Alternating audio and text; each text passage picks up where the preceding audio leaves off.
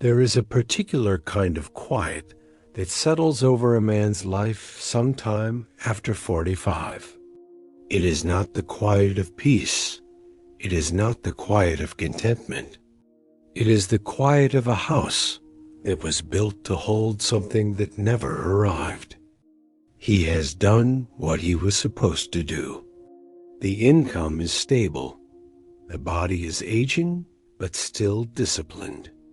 The home is clean, organized, and silent in a way that used to feel like freedom.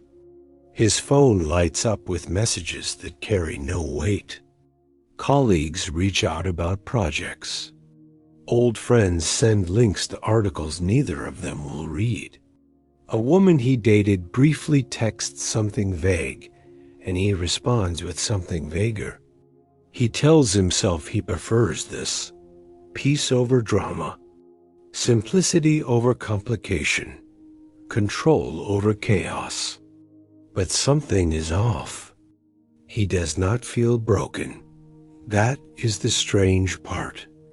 There is no crisis, no collapse, no moment he can point to and say, that is where things went wrong. He has not failed. He has, by nearly every external measure, succeeded. And yet, there is a muted quality to his days, a flatness that sits beneath the surface of his routines. He wakes up, performs well, eats clean, exercises, manages his finances, and goes to bed in a room that is perfectly organized and completely empty of warmth. He does not feel sad. Sadness would be easier. Sadness has edges. Sadness has a shape he could work with, could push against, could solve. What he feels is closer to absence, a low-grade subtraction of something he cannot name. And because he cannot name it, he cannot fix it. And because he cannot fix it, he does what he has always done with things that resist his competence. He ignores it. This is not a story about failure. This is not a story about depression, although depression may live somewhere in its margins. This is a structural examination of a very specific phenomenon. How a man can build an objectively successful life and still feel, at the center of it, that something fundamental is missing. Not missing like ambition, not missing like purpose in the motivational poster sense of the word, missing like oxygen, so quiet he almost does not notice, so pervasive he has stopped questioning it. Here is the premise that will organize everything that follows, and it will be uncomfortable, not because it is harsh, but because it is precise. What if the very traits that made you successful, emotional control, self-reliance, independence, high personal standards, are the same traits that are quietly disconnecting you from meaning? What if the things you built your identity around are not flaws and not strengths, but adaptations, responses to an environment that no longer exists, running on autopilot in a life that has outgrown their usefulness? What you call strength may have begun as survival. That distinction matters. It matters more than almost anything else in this conversation. Because if your strength is native, if it is simply who you are, then the emptiness makes no sense. You should feel fine.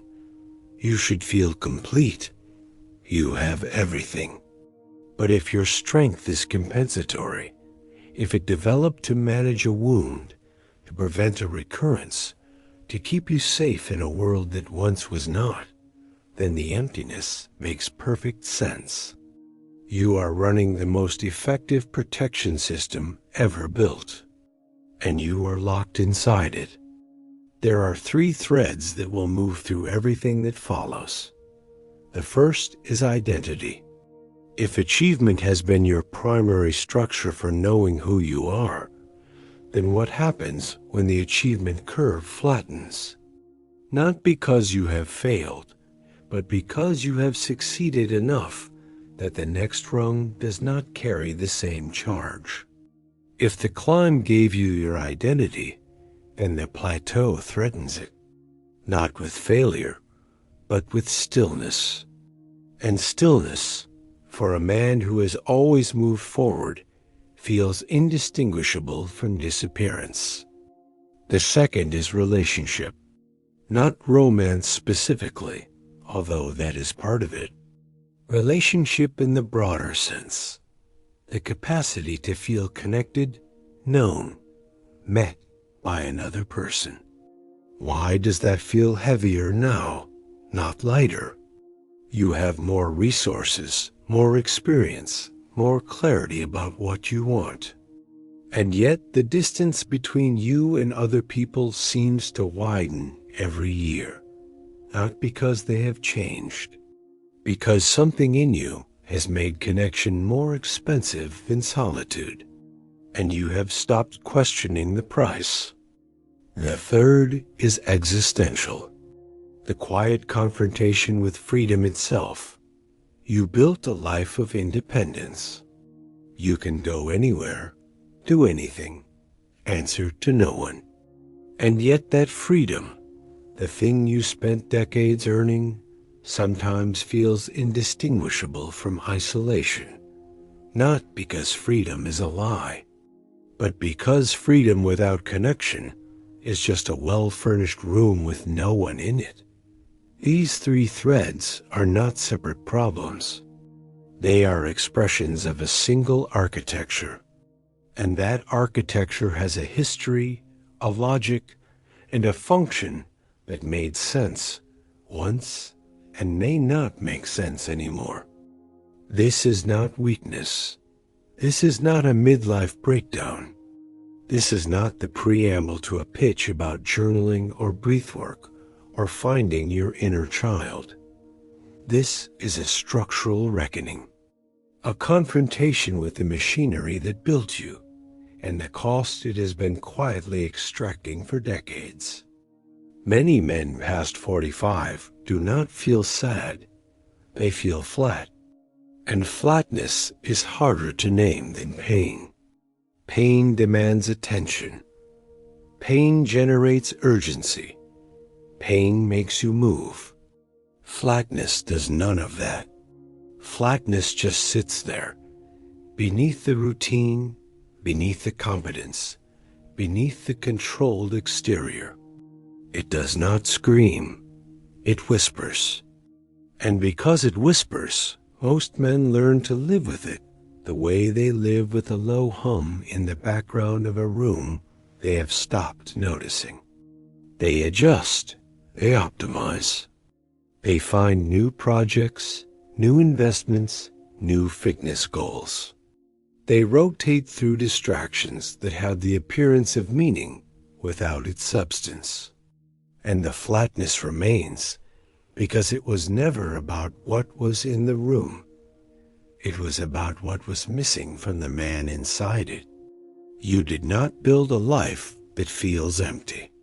You built one that kept you safe. And the difference between those two statements contains everything that follows. Let us start with the surface. The part you already know, or at least suspect. There is a phenomenon that rarely gets named accurately, and it affects high-performing men disproportionately. It is the plateau of achievement, not the failure to reach goals, but the arrival at them followed by an unexpected silence where satisfaction was supposed to be. A man works for 20 years toward financial stability. He reaches it. There is a brief period of relief, maybe even elation, and then within months, the emotional register resets. The number in the account that once would have changed everything becomes the new baseline. It generates security, but not meaning. It solves the anxiety of scarcity, but introduces the anxiety of purposelessness. This is not a philosophical abstraction. This is a neurological and psychological reality. The human reward system is built around pursuit, not possession. Dopamine, the chemical most associated with motivation and drive, does not spike at the moment of achievement. It spikes in anticipation of achievement. The chase is where the chemistry lives. The arrival is where it dissipates. For a man who has organized his entire identity around competence and forward motion, this creates a specific trap. Each goal reached produces a diminishing emotional return. The first major career milestone felt like transformation. The fifth felt like maintenance. The 10th felt like obligation. And somewhere in that progression, a quiet inversion occurred.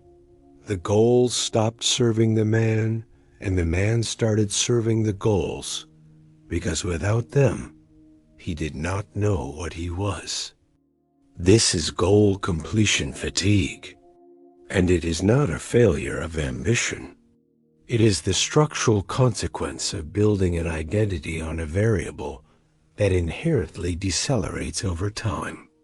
The problem is not that you stopped achieving. The problem is that achievement stopped producing meaning, and you were never taught to source meaning from anywhere else. This connects directly to what happens emotionally when a high-performing man hits midlife. Because the emotional register does not just flatten around achievement, it flattens generally. Controlled affect, the ability to regulate emotional expression, to remain steady under pressure, to not react impulsively, is one of the defining characteristics of high-functioning men, and it is genuinely useful. In professional environments, in crisis situations, in contexts where emotional volatility would be costly, controlled affect is an asset. It is the thing that allows a man to stay calm when others are not, to make decisions under pressure, to lead without being destabilized by the emotions of those around him. But controlled affect has a shadow, and the shadow is this. The system that regulates emotional expression does not distinguish between emotions that are dangerous and emotions that are nourishing. It suppresses across the board. The same mechanism that prevents panic also prevents joy. The same wall that blocks grief also blocks intimacy. The same discipline that keeps anger in check also keeps tenderness out of reach. A man who has spent 2 decades practicing emotional regulation does not suddenly become emotionally available at 47 because he decides he wants to. The neural pathways are set. The habit structure is deep. The body itself has learned that emotional restraint equals safety, and it will defend that equation long after the original threat has disappeared. This is how a man ends up sitting in a room he has earned, surrounded by a life he has built, feeling almost nothing. He does not explode.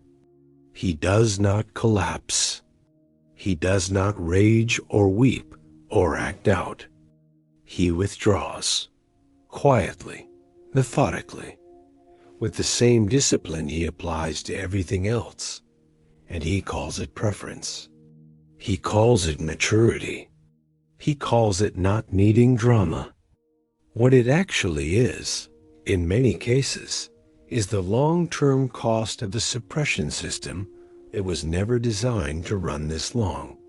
It was designed for a season.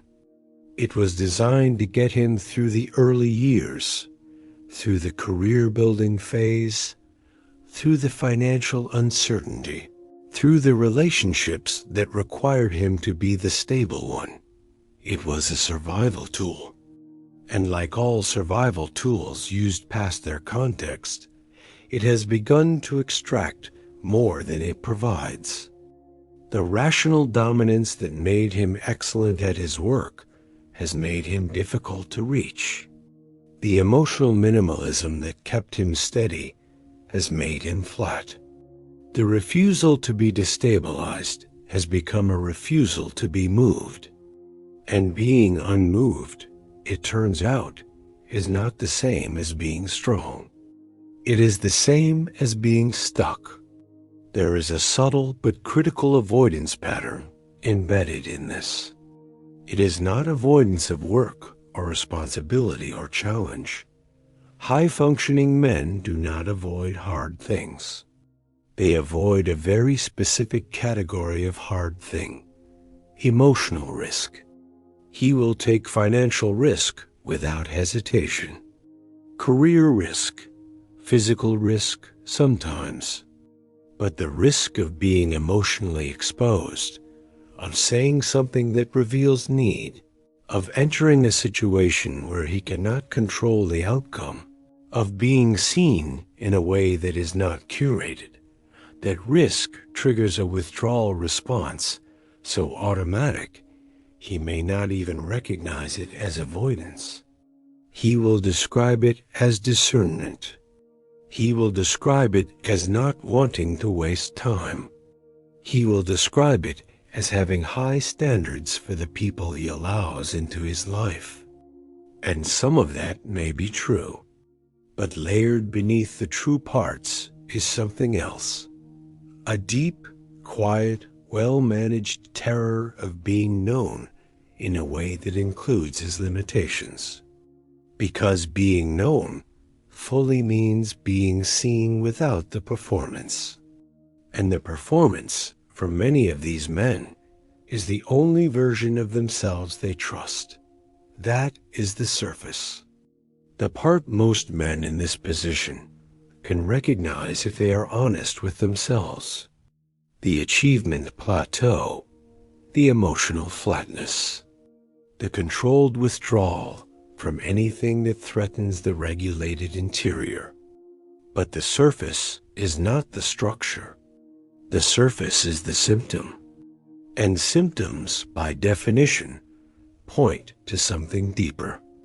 What lies beneath these patterns, the hidden architecture that produces them and sustains them, is where the real examination begins. If these are the visible patterns, the behaviors a man can observe in his own life, if he is paying attention, then the question becomes, what is generating them? What is the machinery beneath the machinery?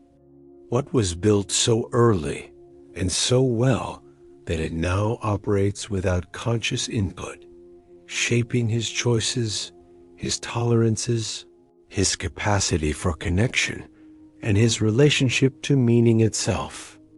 That machinery has a name, it has a structure, and it has an origin that most men have never examined, not because they are afraid to, but because they were never given a reason to. The system worked. It produced results. It kept them safe and competent and moving forward. Until it didn't. Until the safety became a cage. Until the competence became a treadmill. Until the forward motion led to a place that looked exactly like success and felt like something else entirely. The architecture beneath the surface is where this examination goes next. And it starts in a place most high-functioning men have trained themselves to never look. The early logic of their own emotional survival. Every man who has built a life of competence and control has an origin point for that architecture. Not a single traumatic event, necessarily. Not the dramatic wound that popular psychology loves to spotlight. More often, it is a climate, a sustained emotional environment that taught him, long before he had language for it, what was required to be acceptable to be safe, to be valued. For many high-functioning men, the original environment had a specific characteristic. Approval was conditional, not absent, not cruel in most cases, but conditional. Performance generated warmth. Achievement generated attention. Competence generated safety. And the inverse was also true, though it was rarely stated aloud. Struggle generated distance. Need generated discomfort. Emotional expression generated, at best, awkwardness, and at worst, withdrawal of the very connection the child was seeking. This is not a story about bad parents. Most of these men had parents who were themselves products of emotional constraint, who did their best within the limits of what they knew, who loved their sons in the only language they had been given. The point is not blame. The point is architecture. The point is that a boy who learns early that love follows performance will build his entire identity on the foundation of that equation. And he will carry that equation forward into every relationship, every career, every self-assessment for the rest of his life, unless something interrupts it. Nothing interrupted it, because the equation worked.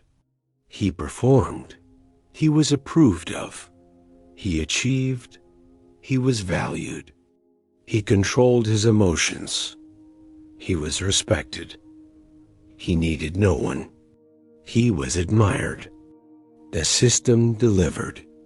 It delivered so consistently and so reliably that questioning it never occurred to him. Why would he question the thing that gave him everything he has?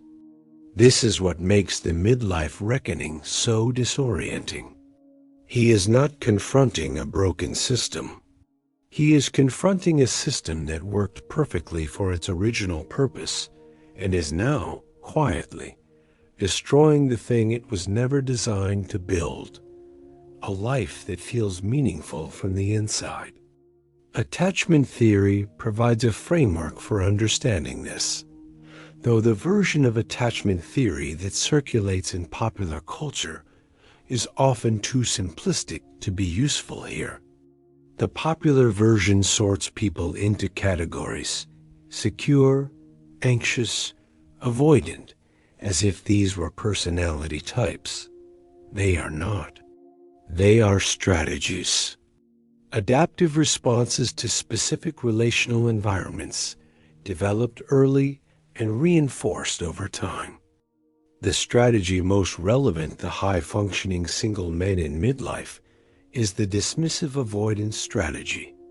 And it is important to define this precisely, because the word avoidant carries connotations that do not match the experience of the men who use this strategy. A dismissive avoidant man does not experience himself as avoidant. He experiences himself as self-sufficient. He does not feel like he is running from connection. He feels like he has simply outgrown the need for it. He does not perceive himself as emotionally limited. He perceives himself as emotionally disciplined. The strategy is invisible to the person using it because it is egocentric. It aligns with his self-concept. It feels like who he is rather than what he does. This is the critical distinction. An anxious attachment strategy is visible to the person experiencing it. The anxiety is felt. The preoccupation is noticed. The clinginess, when it appears, generates self-awareness, even if that self-awareness does not change the behavior. The person knows something is off. A dismissive avoidance strategy is invisible from the inside, precisely because it presents as competence. It presents as independence. It presents as the very traits the culture rewards, especially in men. There is no felt distress. There is no conscious sense of something missing. There is only a quiet, progressive narrowing of emotional range that the man himself interprets as maturity. And so, he never questions it. He never examines it. He never sees it as a strategy at all. He sees it as strength. And the culture confirms this interpretation at every turn. The origin of this strategy is not mysterious. It develops in environments where the child learns that emotional needs will not be met reliably or warmly, and that the safest response is to stop expressing those needs, not to stop having them. The needs remain, but the expression is suppressed, and over time, the suppression becomes so habitual that the man loses access to the needs themselves. He does not feel them. He does not recognize them. If asked directly whether he needs connection, closeness, or emotional intimacy, he will say no with complete sincerity. And he will be wrong. The needs did not disappear. They went underground. They are still operating, still shaping his behavior, still generating the flatness and the emptiness and the vague sense that something is missing. But they are operating below the level of conscious access, in the basement of a house he never goes into because he long ago convinced himself there was nothing down there. This is the hidden architecture. Not damage in the way the word is usually used, not brokenness, not dysfunction. A system, a beautifully organized, internally consistent system that was built to solve a real problem: emotional survival in an environment where emotional expression was costly. And that has continued to operate long past the point where the problem still exists. He is safe now. He is competent now. He has resources, autonomy, agency. No one is going to withdraw love because he shows vulnerability. No one is going to punish him for having needs. But the system does not know that. The system is still running the old program. And the old program says, perform, control, suppress, and above all, do not need anyone. Because needing someone is how you get hurt. The performance-based identity that emerges from this architecture is one of the most durable psychological structures a man can build. It is also one of the most costly. A performance-based identity does not simply mean that a man values hard work or takes pride in his accomplishments. Those are normal, healthy orientations. A performance-based identity means that the man's sense of his own value, his own acceptability, his own right to exist without apology is contingent on output. When he is producing, achieving, solving, building, he feels solid. When he is not, when he is resting, when he is between projects, when there is nothing to point to as evidence of his usefulness, he feels a creeping discomfort that he cannot locate but cannot ignore. This is why retirement terrifies certain men in a way that has nothing to do with finances. This is why weekends feel strange. This is why vacations produce anxiety rather than relaxation. This is why a man who has worked 80-hour weeks for 20 years cannot sit still for an afternoon without a rising sense that something is wrong. As something that is wrong is not external. It is the sudden absence of the performance that gives him permission to exist. Without it, the old equation resurfaces. If I am not producing, I am not valuable. If I am not valuable, I am not safe. If I am not safe, I must start producing again. The cycle is seamless, and it is exhausting. But the exhaustion itself is masked, because admitting exhaustion would mean admitting limitation, and admitting limitation would violate the terms of the identity. He is tired. He has been tired for years. But he has reclassified the fatigue as discipline. He has reframed the depletion as dedication. And he has built an entire philosophy of manhood around the idea that endurance without complaint is the highest virtue. There is a difference between endurance and numbness. And by midlife, many high-functioning men have crossed that line without noticing. The performance-based identity connects directly to why love has been so difficult. Not attraction, not sex, not the initial phases of connection, which often go well because they involve pursuit, and pursuit activates the competence system. The difficulty is in sustained intimacy, the phase of relationship that requires presence rather than performance, being rather than doing, allowing oneself to be known rather than continuing to prove oneself worthy. For a man whose identity is built on output, intimacy represents a category error. It asks him to be valued for who he is, not what he does. And he has no framework for that. He has no internal structure that says, you are acceptable without producing evidence of your acceptability. The closest he can get is to produce relationship behaviors, plan dates, solve problems, provide financially, show up reliably, that function as performance proxies for intimacy. She says, I want to feel closer to you. He hears, you are not doing enough, and he does more. He plans something. He fixes something. He buys something. He generates output because output is the only language his identity speaks.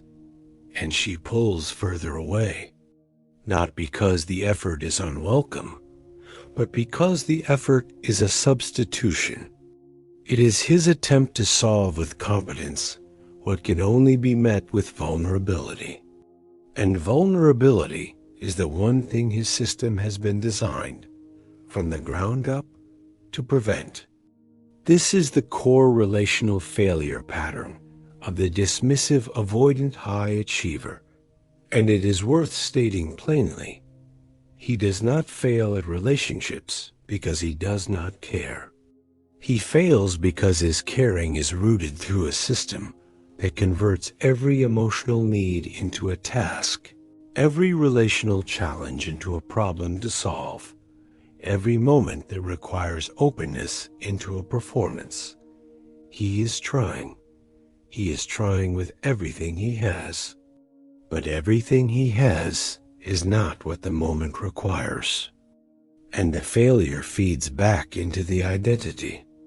Each relationship that ends, each connection that thins, each woman who eventually says, I can't reach you, confirms the original belief.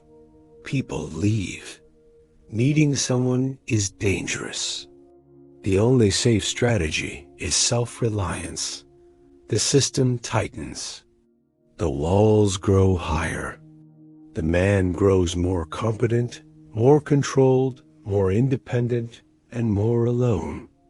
And the aloneness is reframed each time as choice. Emotional suppression deserves separate examination because it is not simply the absence of emotion. It is an active process. It requires energy. It requires vigilance. It requires a constant, low-level monitoring of the internal state and a constant, low-level intervention to prevent that state from being expressed. There are several mechanisms by which suppression operates, and high-functioning men tend to specialize in particular combinations. The first is intellectualization, the conversion of emotional experience into analytical understanding. A man who intellectualizes does not feel his grief. He understands it. He can explain why the divorce was painful without ever contacting the pain itself. He can describe the dynamics of his childhood with remarkable precision while remaining completely disconnected from the emotional content of what he is describing. The analysis replaces the experience, and the replacement is so seamless that it feels like insight when it is actually avoidance. The second is compartmentalization, the ability to isolate emotional content from daily functioning. This is the mechanism that allows a man to receive devastating news and then walk into a meeting and perform flawlessly. In acute situations, this is a genuine strength. Over the long term, it creates a fragmented internal life where emotions exist in sealed chambers, unfelt and unprocessed, accumulating pressure that has nowhere to go. The third is sublimation, the redirection of emotional energy into productive activity. This is the most socially rewarded form of suppression because it generates visible results. The man who works 100 hours after a breakup is sublimating.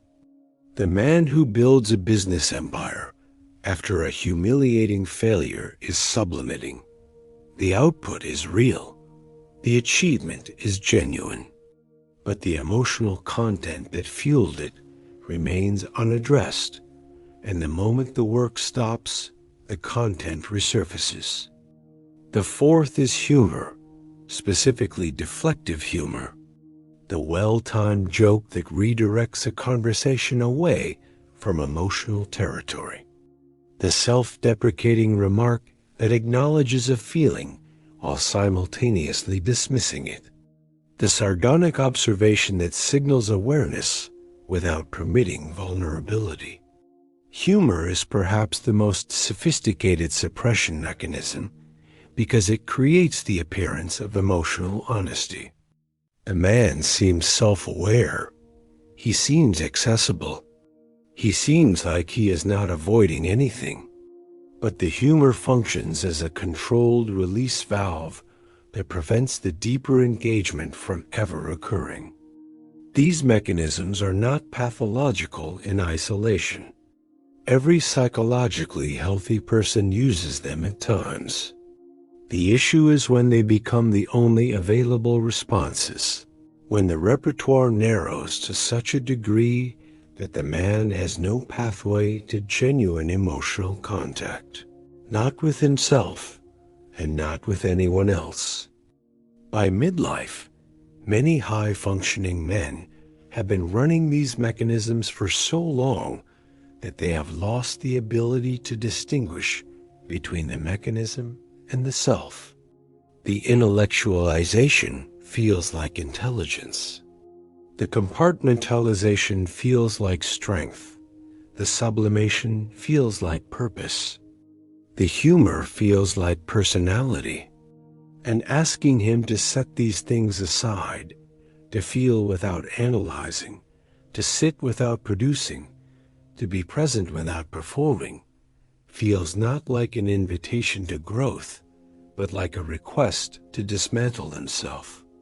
He never stopped climbing because he never felt chosen without climbing.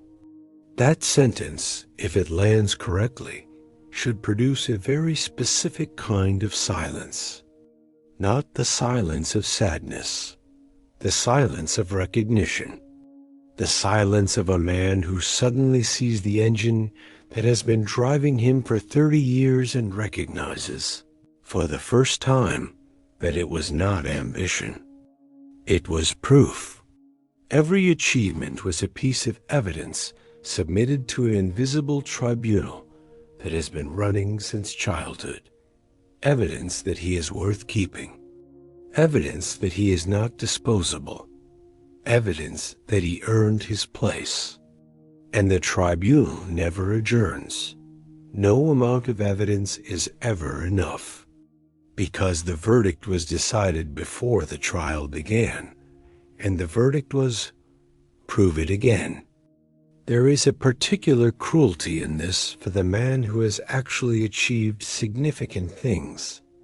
His accomplishments are real, his competence is genuine, his discipline is admirable, and none of it registers as sufficient, because the system that evaluates his worth is not responding to external reality. It is responding to an internal equation that was set before he had any say in the matter. He is performing for an audience that left the room decades ago, and he will continue performing until he recognizes that the room is empty, that the approval he is seeking is not available from any external source, because the deficit is not external, it is structural. It lives in the architecture of his identity, in the foundational belief that he must earn what other people simply receive.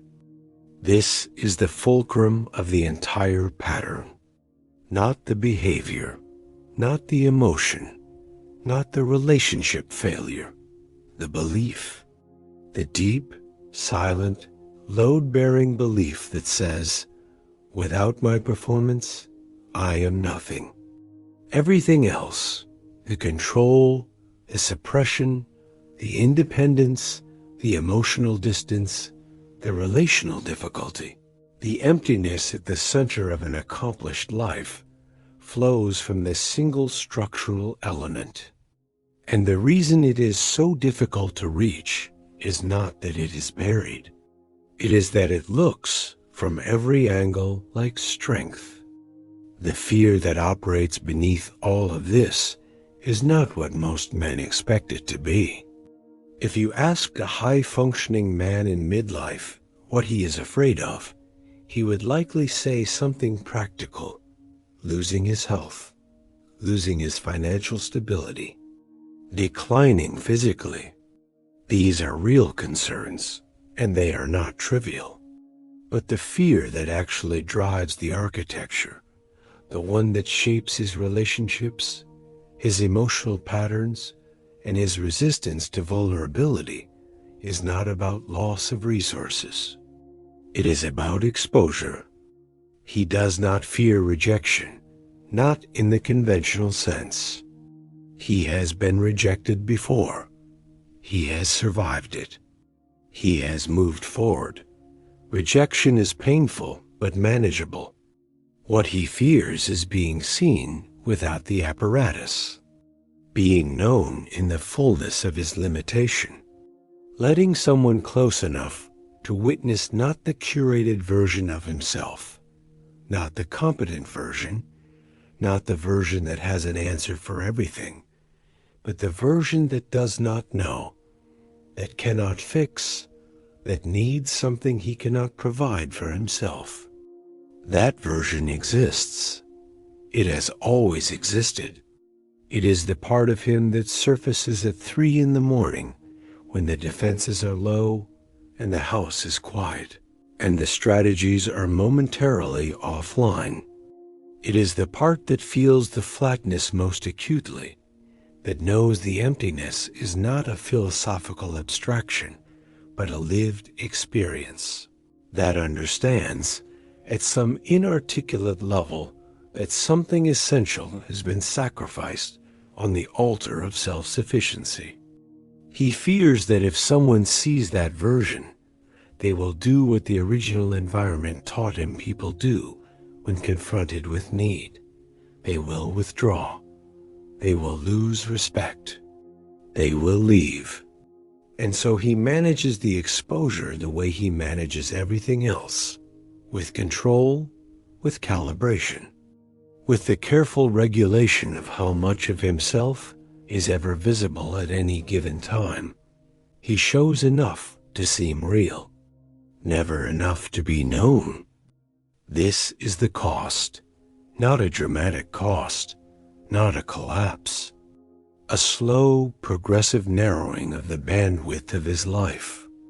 A gradual reduction in the range of experiences available to him. The highs are moderated, the lows are suppressed, the middle is managed, and the result is a life that functions beautifully and resonates with almost nothing. He built the machine runs perfectly, and he is living inside it, wondering why perfection feels so much like absence. Independence is the organizing principle of his adult life. It is the thing he has worked hardest to achieve, the thing he is most proud of, and the thing he would be least willing to surrender. He answers to no one. He depends on no one. His schedule, his finances, his emotional state, his daily rhythms, all of it is self-directed, self-maintained, self-contained. And for a long time, this was not just preferable. It was necessary. There were years when depending on someone would have been a liability. Years when the only reliable variable in his life was himself. Years when every person he trusted eventually demonstrated that trust was a poor investment. The independence was not ideology. It was evidence-based. He looked at the data of his own life and concluded, reasonably, that self-reliance was the highest return strategy available. The problem is that a strategy optimized for survival has a different cost structure than a strategy optimized for meaning. And the transition between those two optimization targets happens so gradually that most men do not notice it occurring. In his 20s and 30s, independence was a solution. It solved the problem of unreliable people, chaotic environments, and emotional volatility. It gave him stability when stability was scarce. It gave him agency when agency was the difference between stagnation and progress. It worked because the primary challenge of that period was building a career, building financial security, building a self that could operate in the world without external support. By his mid-40s, the building is largely done. The career is established. The finances are stable. The self is constructed. And the independence that was once a solution has become the environment itself. It is no longer something he practices. It is the water he swims in. It is the air in his house. It is so total, so encompassing, that he cannot distinguish between choosing to be alone and having no other option.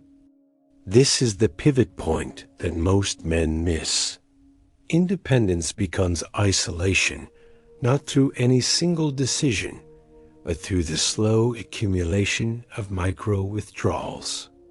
Each time he declines an invitation because the social energy cost seems too high. Each time he ends a dating connection because the early friction exceeds his tolerance. Each time he chooses the predictability of his own company over the unpredictability of someone else's. Each of these moments is individually rational. Each one makes sense in isolation. And collectively, they construct a perimeter that becomes increasingly difficult to cross. He is not trapped. He could reach out. He could accept the invitation. He could tolerate the friction. But the system has been optimized so thoroughly for solitude that reintroducing connection requires an activation energy he no longer has. His social world has been pruned, not through conflict or dramatic falling out, but through the natural attrition that occurs when a man stops initiating and waits to see who shows up. Some friends drifted. Some married and disappeared into the domestic architecture of family life.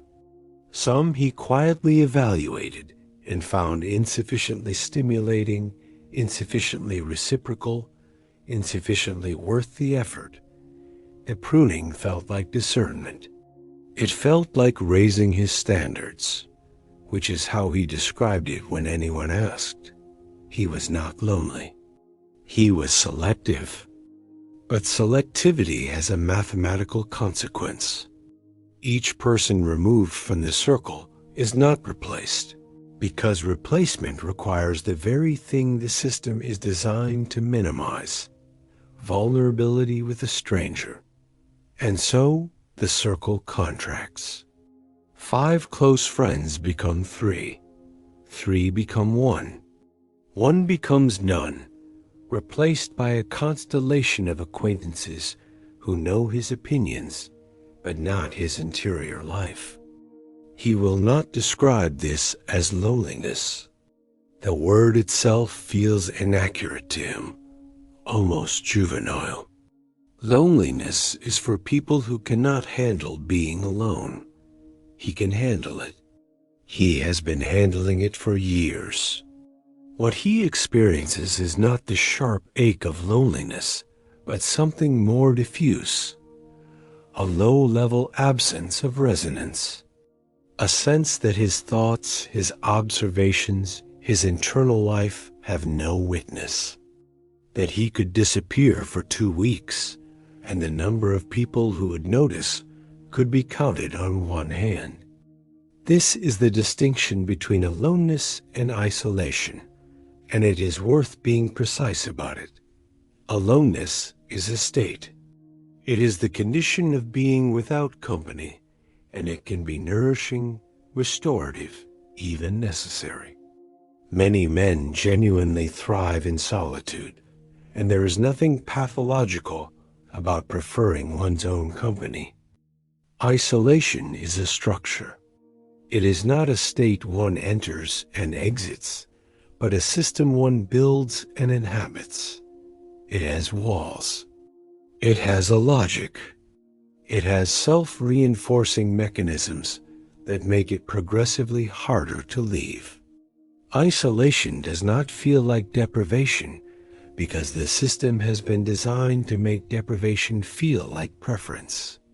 The man who says, "I prefer being alone," may be telling the truth, or he may be describing the output of a system that has made being alone the only tolerable option by systematically increasing the cost of every alternative. Distinguishing between these two possibilities is one of the most important acts of self-examination available to a man in midlife. And it is also one of the most resisted, because the answer has implications he may not be ready to face. There is a set of beliefs about masculinity that functions effectively in the first half of a man's life and becomes progressively more expensive in the second half. These beliefs are not always explicit. They are often more like assumptions, atmospheric pressures that shaped his understanding of what it means to be a man long before he was old enough to evaluate them critically. The provider identity is one of the most durable. The belief, absorbed early and reinforced constantly, that a man's primary value to others is instrumental. He is what he provides, financially, logistically, practically.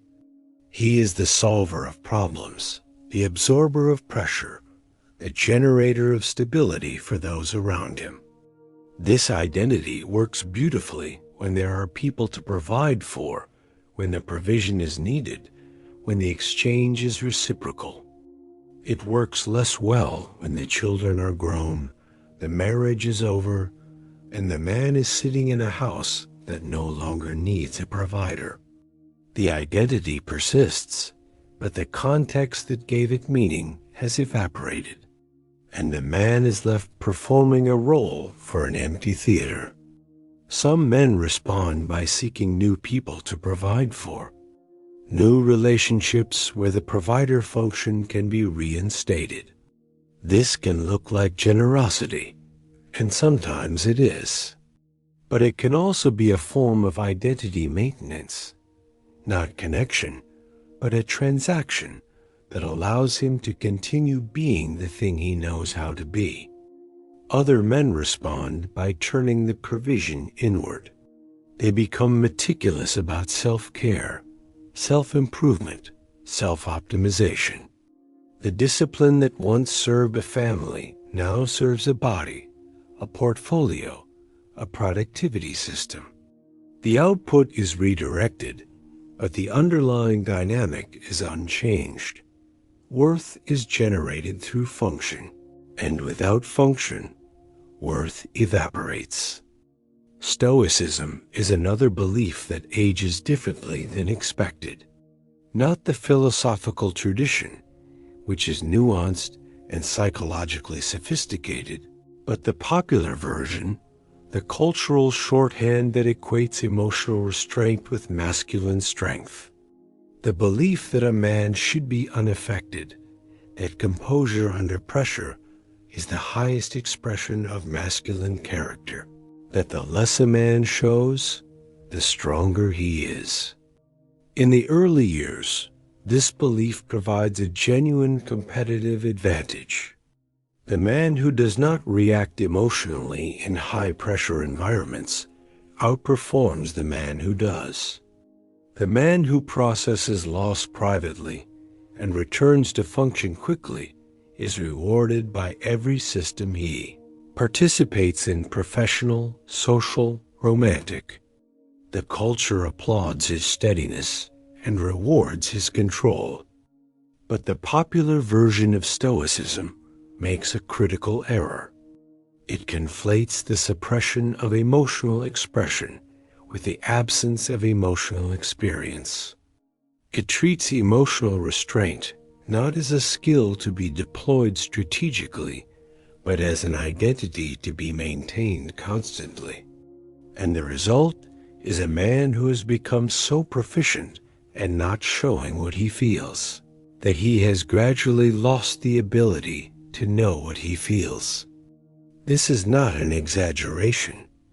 The psychological literature on alexithymia, the clinical term for difficulty identifying and describing one's own emotional states, shows a significant prevalence among men who have practiced emotional suppression over long periods. They are not cold. They are not empty. They are disconnected from their own internal experience to such a degree that when asked what they are feeling, the honest answer is often, "I do not know." He knows he is not happy. He knows something is off. But the specific emotional content, the grief, the longing, the fear, the desire, has been so thoroughly muted by decades of suppression that it arrives only as a generalized flatness, a fog where a landscape should be. And the cultural myth tells him this fog is strength, that the inability to feel is the ability to endure, that the flatness is stability. It is not stability.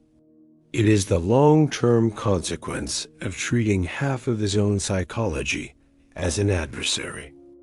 Emotional minimalism is the aesthetic expression of this belief system. The curated life, the clean apartment, the minimal possessions, the relationships kept to a functional minimum, the communication style stripped of excess, of warmth, of anything that might be interpreted as sentiment. There is a version of this that is genuinely healthy, the intentional simplification of a life that had become cluttered, the conscious removal of things that no longer serve. But there is another version that is indistinguishable from it on the surface and completely different beneath. The progressive elimination of everything that carries emotional risk, disguised as taste. The apartment is minimal, not because he values simplicity, but because objects with sentimental value are objects that carry emotional weight, and emotional weight has been classified as clutter. The relationships are few, not because he has high standards, but because each relationship is a potential site of vulnerability, and the system is designed to minimize those sites. The communication is clean, not because he values precision, but because warmth requires something from him that he has forgotten how to give. He has optimized his life, and the optimization has produced a space that is impeccable, efficient, and completely devoid of the things that make a life feel like it belongs to someone. If these are the surface patterns, the achievement plateau, the emotional flatness, the progressive isolation, and masculine beliefs that have hardened into identity, then each of them points to the same structural question: what is underneath? And the answer, which is both simple and difficult to absorb, is that underneath the patterns is a single transaction made so early it does not feel like a transaction at all. It feels like reality. It feels like the way things are.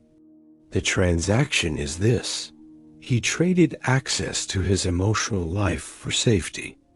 He traded the ability to feel fully, to need openly, to be vulnerable without defense, for the ability to function without interruption. And the trade was rational. It was intelligent.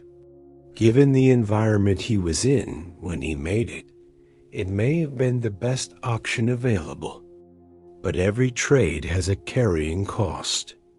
And the carrying cost of this one, compounding quietly over decades, is the emptiness he now feels at the center of a life that should, by every external measure, feel full. The trade was made in childhood. The cost is collected in midlife. And the collection notice does not arrive as crisis. It arrives as flatness, as distance, as the quiet, persistent sense that he is watching his own life through glass. Here is something that is not often said directly to men in this position, and it is worth saying now. The suppression system he built was an act of intelligence. Building it at 6 or 8 or 12 years old, without instruction, without models, without anyone telling him that what he was doing was psychologically sophisticated. That was remarkable. He observed his environment.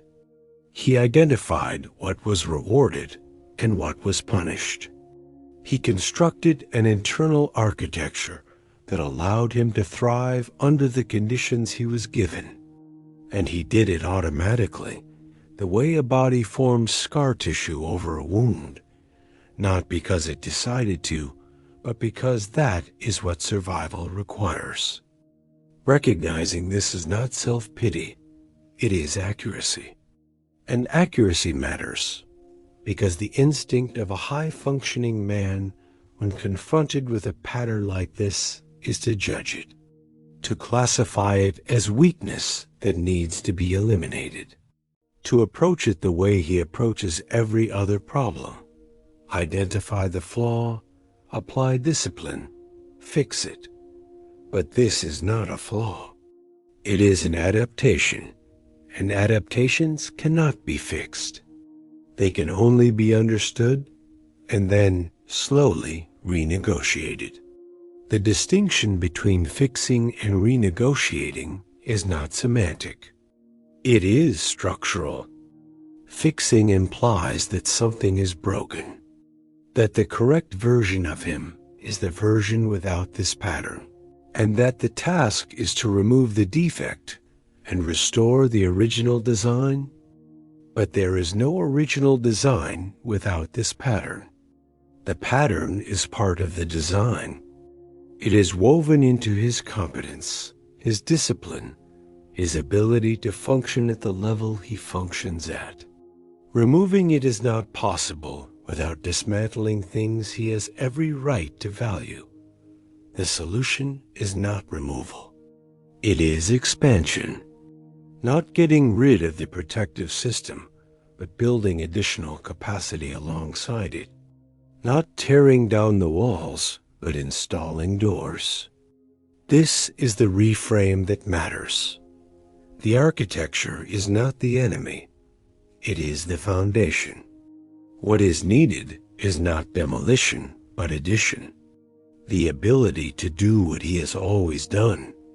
Regulate, control, perform, endure, and to also do what he has never practiced. Feel without managing the feeling. Need without solving the need. Be present without producing evidence of his value. Both capacities. Not one replacing the other. The man who can be both strong and open, both competent and vulnerable, both independent and connected, is not weakening his existing structure. He is completing it. He is building the other half of a house that has had only one wing for 40 years. That is not a loss. It is an expansion of what was always possible, but never permitted. The next part of this examination moves into the territory that most men have the hardest time entering. Not because it is painful, though it may be, but because it requires a kind of honesty that the suppression system was specifically designed to prevent. It requires looking at what happened, not in the abstract, not in the safely intellectualized version, but in the specific, concrete, personal version, when the architecture was tested, when it almost broke, when something got through the walls and the man felt, for a moment, the full weight of what he had been carrying. Every man in this position has that moment. The divorce, the betrayal, the loss that was too large for the system to contain. The night when the walls did not hold and something raw came through and he did not know what to do with it. What happened next in that moment is where the architecture revealed itself most clearly. And what it revealed is the key to understanding why the emptiness persists and what, if anything, can be done about it. Every man who operates at this level has a moment he does not talk about, not because he has forgotten it, because he remembers it too well. It sits in a specific place in his memory, walled off but not gone, like a room in his house that he has locked and walked past every day for years without opening. It is the moment the system was overwhelmed, the moment the architecture he had spent decades building encountered something it could not process, could not manage, could not convert into a task or a lesson or a controlled narrative. For some men, it was the divorce, not the legal process, which he handled with his usual competence. The papers were filed, the assets were divided, the logistics were managed. He functioned through the entire thing with the same discipline he brought to everything else, and from the outside, he appeared to handle it well. People said so. They told him he was strong. They told him they admired how he was managing. And he accepted the compliment because accepting it was easier than explaining what was actually happening inside. What was actually happening was a kind of internal hemorrhage. Not the grief of losing a partner, although that was part of it. Something deeper, something structural. The divorce did not just end a relationship. It invalidated a version of his identity. It said, the thing you built, the life you constructed, the future you organized, it was not enough. You are not enough. not your competence, not your provision, not your discipline, not your reliability. All of it weighed and measured by the person who knew you best and found insufficient. That is not just loss, that is an identity event. And identity events do not process through the normal channels of grief. They do not follow the predictable arc of sadness, anger, acceptance. They strike at the foundation, and the foundation does not know how to absorb the impact, because the foundation was built on the assumption that it would never be struck. For other men, it was not divorce, but betrayal. The discovery that someone he trusted, a partner, a business associate, a friend, had operated behind his back in ways that made his competence irrelevant. Betrayal is uniquely damaging to the high-functioning man because it bypasses his primary defense. He can outwork a problem. He can outthink a competitor. He cannot outperform someone who is not playing the same game. Betrayal introduces a variable his system has no category for: the possibility that his judgment, the thing he trusts most about himself, was fundamentally wrong. And that possibility, once admitted, threatens everything. If his judgment was wrong about this person, this relationship, this situation, then what else has he been wrong about? The question does not stay contained. It metastasizes. And the man, confronted with a spreading uncertainty he cannot control, as the only thing his system knows how to do, he locks it down. The hyper-independence spike that follows a major emotional rupture is one of the most predictable patterns in this population. It does not look like a wound response. It looks like empowerment. He changes his routine. He optimizes his fitness. He reorganizes his finances. He makes decisions with a clarity and speed that suggests someone who has found himself, not someone who is running from what just happened. The narrative he constructs is one of liberation. He was held back. He was compromised. He was giving too much to something that did not deserve it. Now he is free. Now he can focus. Now he can build the life he should have been building all along. And some of that may be true. Some reorganization after a major life disruption is healthy, even necessary. But the speed of the recovery is the tell. The quickness with which the pain is converted into productivity. The efficiency with which the grief is reclassified as motivation. The seamlessness with which the wound is sealed over and built upon, like a city constructing a new building on top of a sinkhole without ever addressing the collapse beneath. He did not process the loss. He performed through it. And the unprocessed material does not disappear. It settles. It accumulates.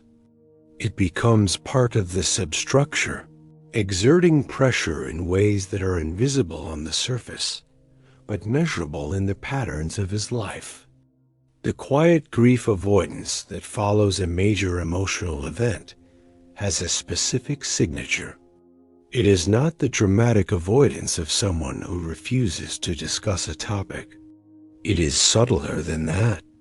It is the man who can discuss the divorce rationally, analytically, even generously. He does not speak badly of his former wife.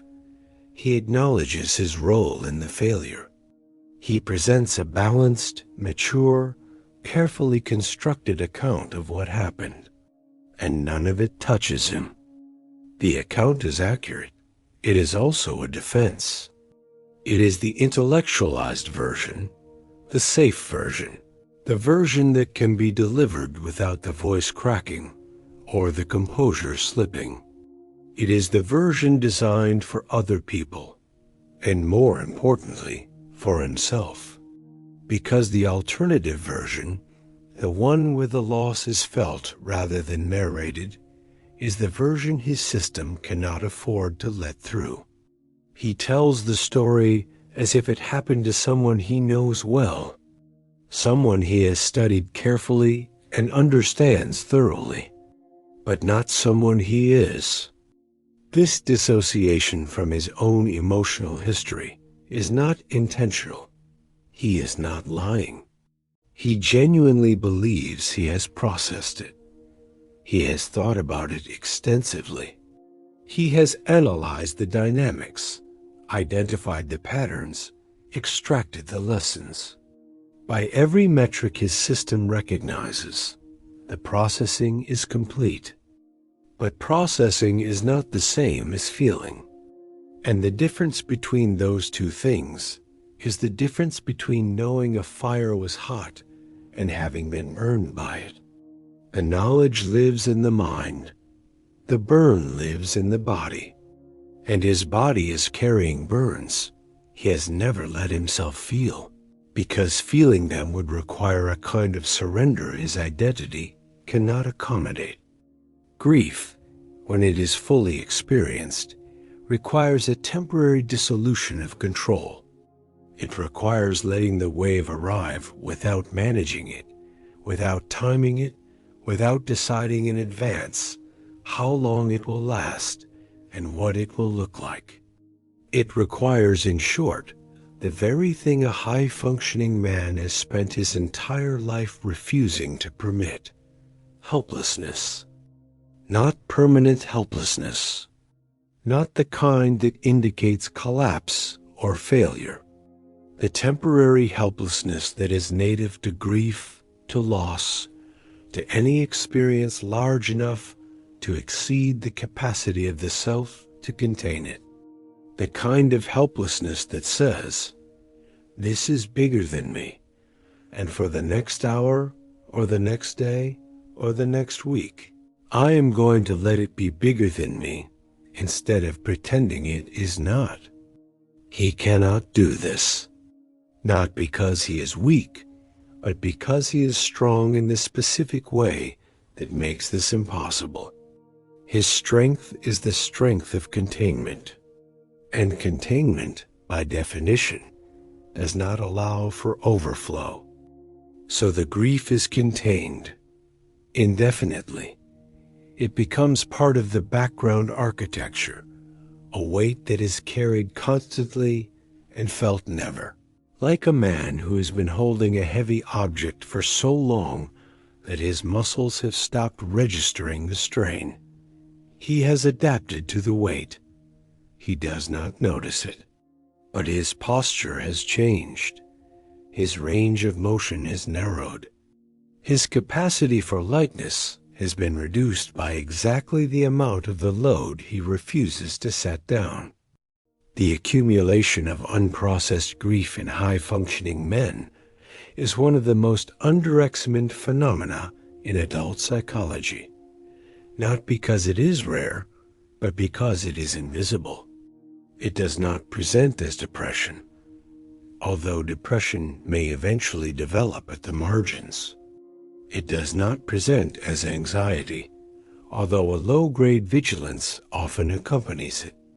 It presents as flatness, as distance, as the progressive withdrawal of emotional investment from the world. He does not feel less because he cares less. He feels less because feeling more would require accessing a reservoir of unprocessed material that his system has classified as dangerous. And so the system does what it was designed to do. It restricts access. It limits bandwidth. It keeps the man functional by keeping him numb. And the numbness, over time, becomes indistinguishable from personality. This is where we must examine something directly. Because the pattern has a center, and the center is not behavior or emotion or even belief. The center is a specific relationship to control, and that relationship is more pervasive and more consequential than most men realize. Control is the master strategy. Everything else, the suppression, the independence, the performance orientation, the emotional regulation, these are all expressions of control. They are specific applications of a single underlying principle. If I can manage the variables, I can prevent the outcome I fear. The variables are managed with extraordinary precision. Financial control ensures that economic vulnerability is eliminated.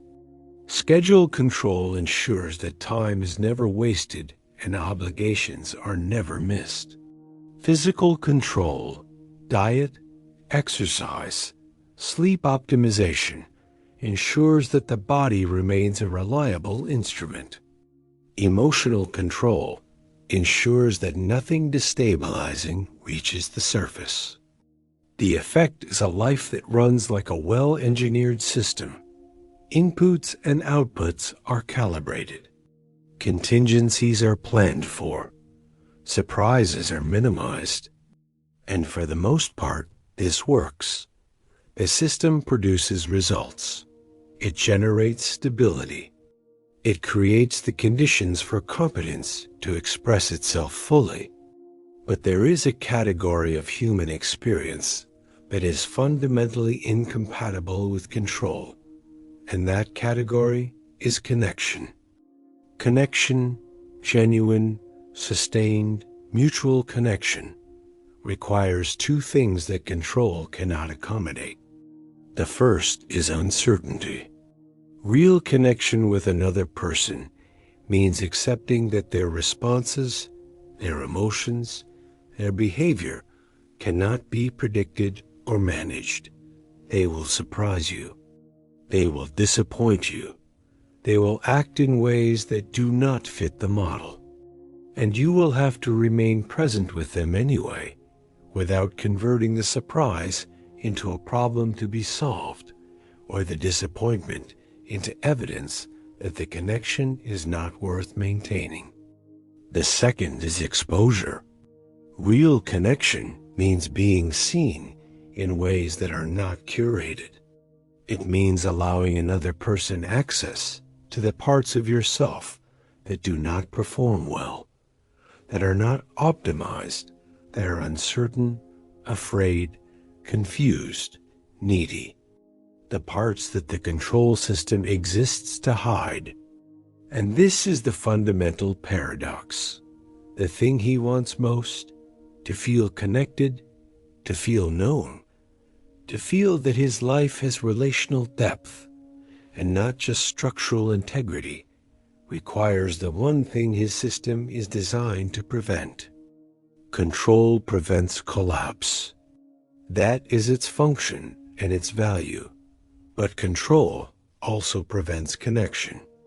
And the man who has mastered control has, by the same mechanism, made genuine connection nearly impossible. He can do relationships. He can do the logistics of partnership, the performance of intimacy, the functional exchange of time, attention, and resources. What he cannot do is the thing that transforms a functional relationship into a meaningful one.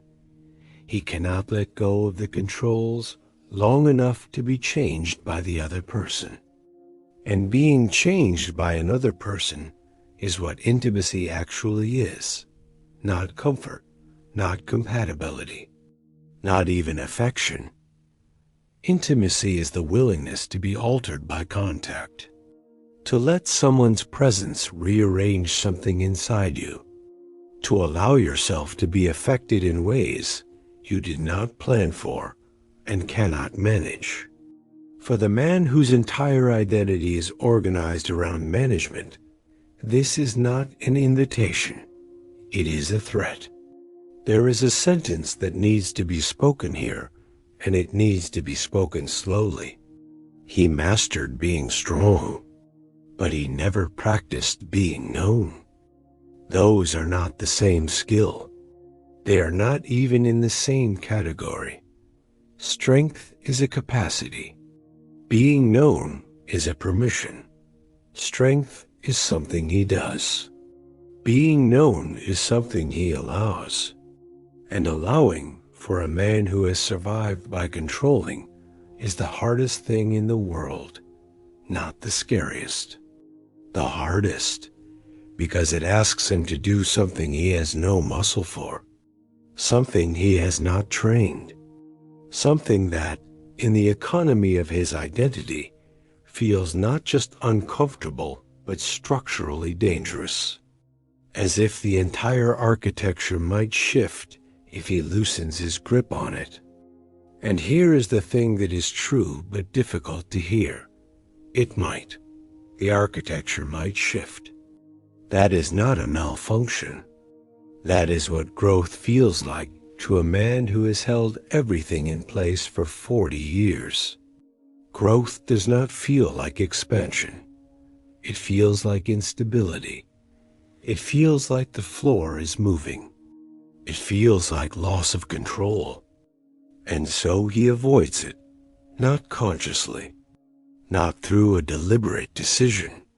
He avoids it the way the body avoids pain, automatically, reflexively, without consultation. The system detects the threat and redirects. Another project, another workout, another evening spent in the clean, quiet, controlled sanctuary of his own company, where nothing is at risk and nothing is at stake and nothing, absolutely nothing, can get through. The illusion of control is not that control is ineffective. It is effective. It works exactly as designed.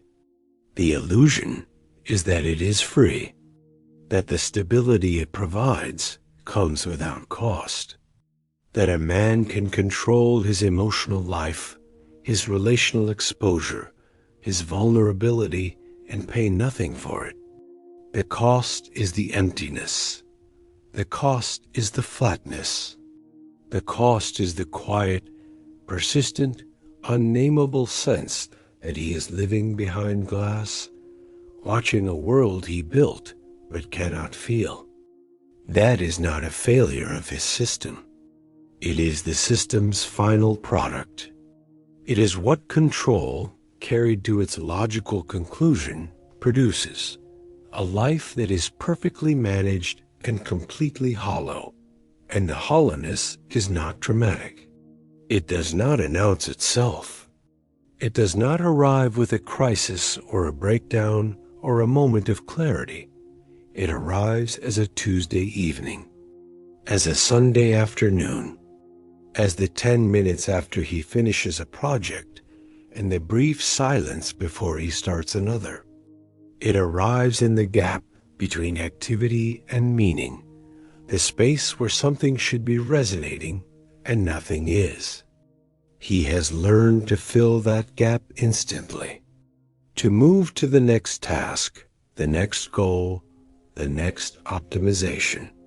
The gap never lasts long enough to become a confrontation, but it recurs. It always recurs. And each recurrence is a small notification from the system, not a failure alert, but a status report.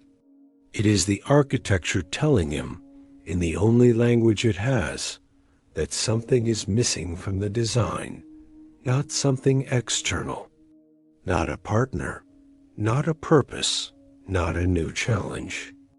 Something internal, something that was walled off so long ago, he has forgotten it exists.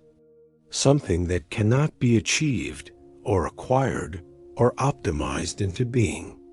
Something that can only be felt. And feeling it requires the one thing the architecture was built to make impossible. This is the place where most men stop, not because they lack courage, but because the system is so effective at redirecting them. The moment the recognition approaches, the moment the felt sense of what is missing begins to form, The system intervenes. It generates a task. It generates a rationalization. It generates the compelling sense that he has already understood this, already processed it, that further examination is redundant. And so he turns away, not from fear exactly, from efficiency. The system treats emotional reckoning the way it treats any unproductive activity, as a distraction from more important work. But there is no more important work. Not at this stage of his life, not at this juncture. The career is built. The finances are stable. The external architecture is complete. The only construction project that remains is internal, and it is the one project his system was designed to defer indefinitely.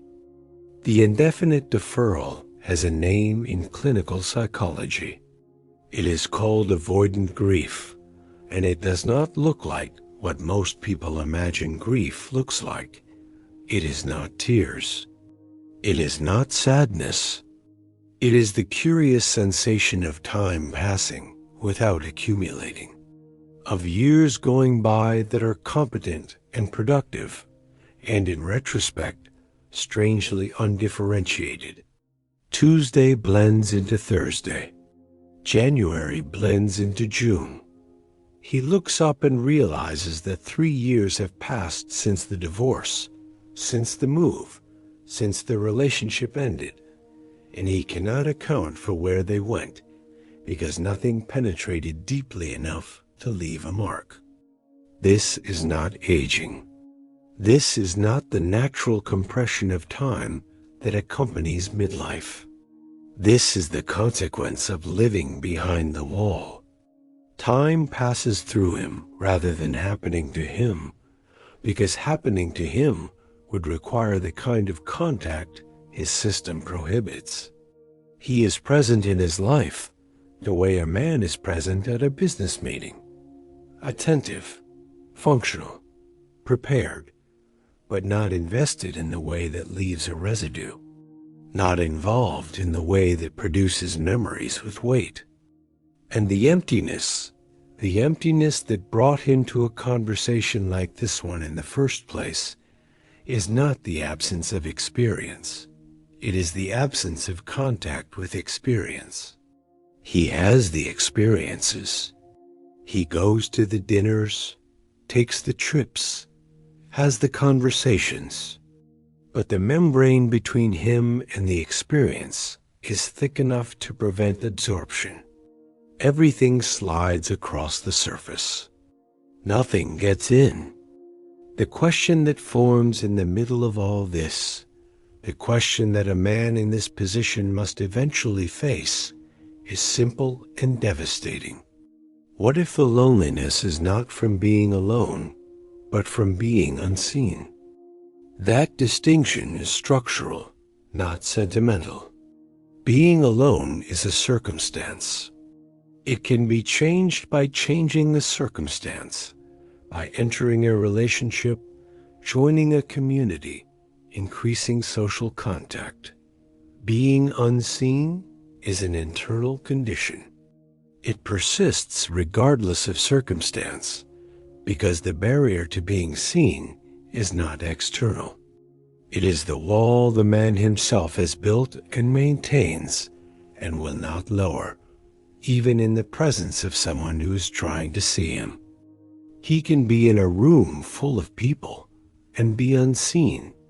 He can be in a relationship and be unseen.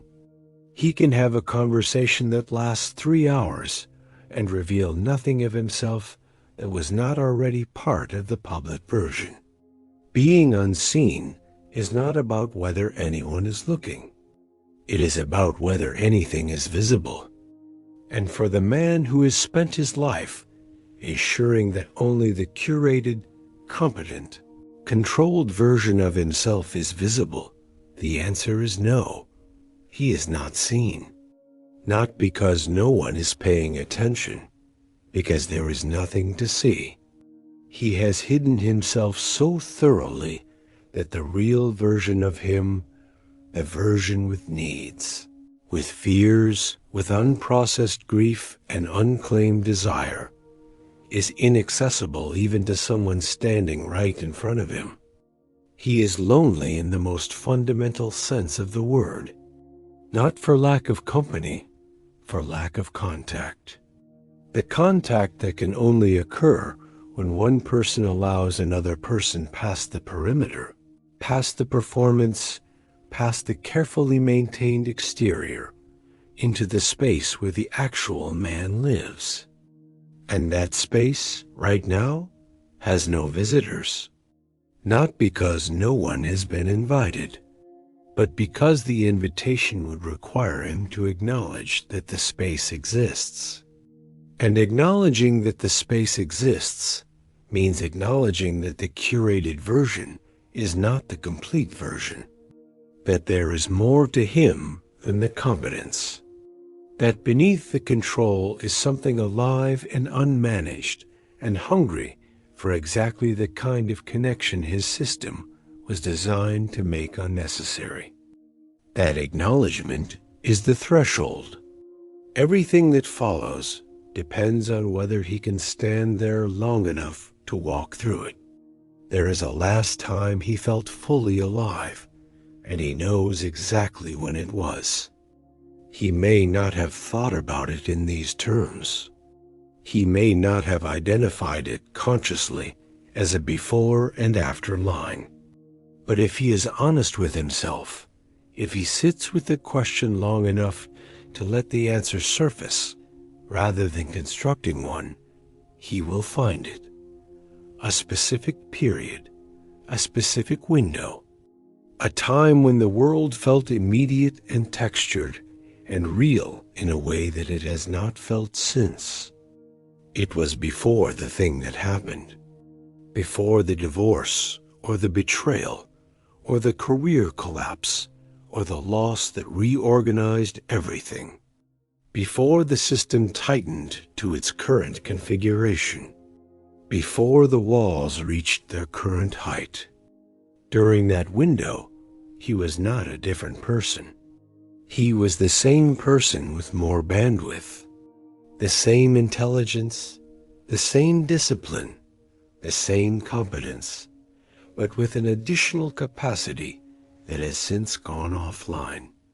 The capacity to be affected, to be surprised by his own emotions, to feel something and not immediately know what to do with it, and to be all right with that not knowing.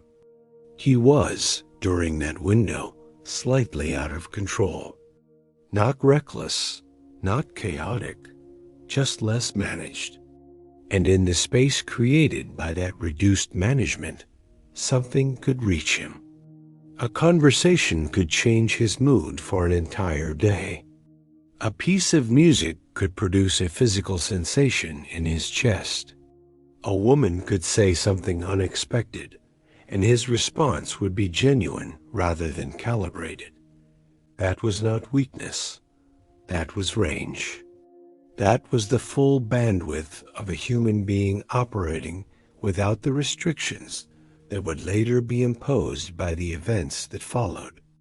Something locked after the event, not all at once, not in a single dramatic moment, but over the weeks and months that followed, as he processed what happened, or rather, as he performed the processing his system would allow, something closed that had previously been open. A valve, a channel, a willingness to be reached by the world without first filtering what the world was sending. The closure was protective. It was intelligent. Given what had just happened, reducing exposure was the rational response. He was hurt. He was destabilized. The system needed to consolidate, and consolidation meant narrowing. It meant restricting the channels through which experience could enter. It meant, in practical terms, becoming less permeable. The problem is that the consolidation was never reversed. The emergency protocol became the permanent setting. The narrowing that was appropriate for a season of recovery became the fixed architecture of his daily life. And now, years later, possibly a decade later, possibly longer, he is still operating at emergency bandwidth, still running the restricted protocol, still living behind the closure that was installed to protect him from something that is no longer happening. He survived the event. He rebuilt. He moved forward with characteristic efficiency. And the closure remained in place, not because it was still needed, but because nothing challenged it. No one demanded he reopen. No circumstance required it. And the system, left to its own logic, does not reverse restrictions voluntarily. It only tightens. This is the identity freeze.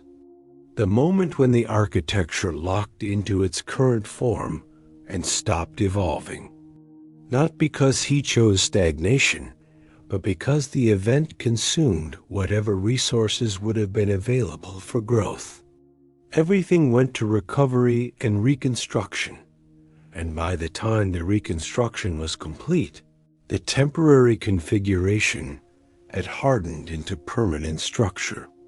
He is, in a meaningful psychological sense, still living in the aftermath of something that happened years ago. Not because he has not moved on, he has practically and logistically, but because the emotional architecture that formed in response to that event has never been updated. He is running software that was written for a crisis that ended long ago, and the software is so deeply embedded in his operating system that he cannot distinguish it from who he is. The divorce, when it was a divorce, did something specific to his relational architecture. It did not just end a marriage. It introduced a data point that his system processed as confirmation of its deepest fear, that full investment in another person leads to loss, and that loss, at that level of investment, is unsurvivable without the very defenses he had briefly relaxed. The logic is airtight. From inside the system, he opened up. He was hurt. Therefore, opening up causes hurt. Close the system. Reinforce the walls. Do not make that error again. The fact that this logic is reductive, that it draws a universal conclusion from a single data point, that it ignores the dozens of variables that contributed to the failure and attributes it entirely to the vulnerability. None of this is visible from inside the system. From inside the system, the conclusion feels not like an interpretation, but like a law of physics, an observable, repeatable truth about the way the world works. People leave. Trust is expensive. Vulnerability is a liability. Self-reliance is the only strategy with an acceptable risk profile. These are not beliefs he chose. They are beliefs that were installed by experience and reinforced by the system's own confirmation bias. Every subsequent relationship that fails to penetrate the walls, because the walls prevent penetration, is processed as further evidence that connection is not available. Every woman who eventually withdraws because she cannot reach him through the defenses is processed as further evidence that people leave. The system creates the conditions for its own confirmation and then points to the results as proof that the system is necessary. This is a closed loop, and closed loops do not open from the inside.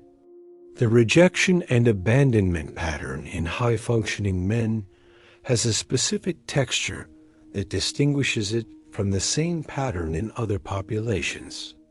It is not characterized by desperation or pursuit. He does not chase. He does not plead.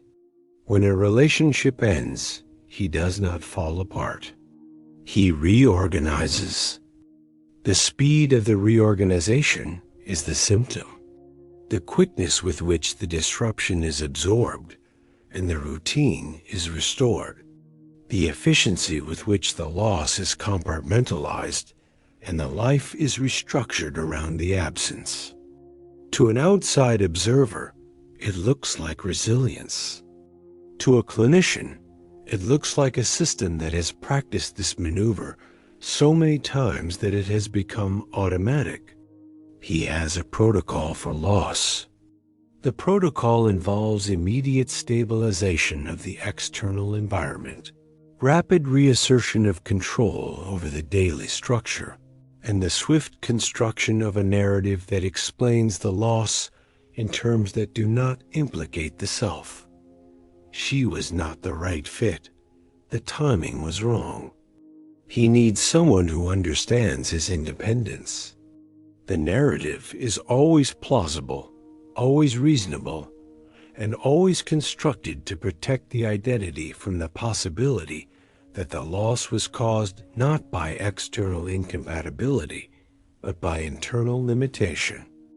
The narrative is not dishonest. It is incomplete. It captures the surface-level truth while omitting the structural truth, which is that the relationship failed at least in part because the system would not allow it to succeed.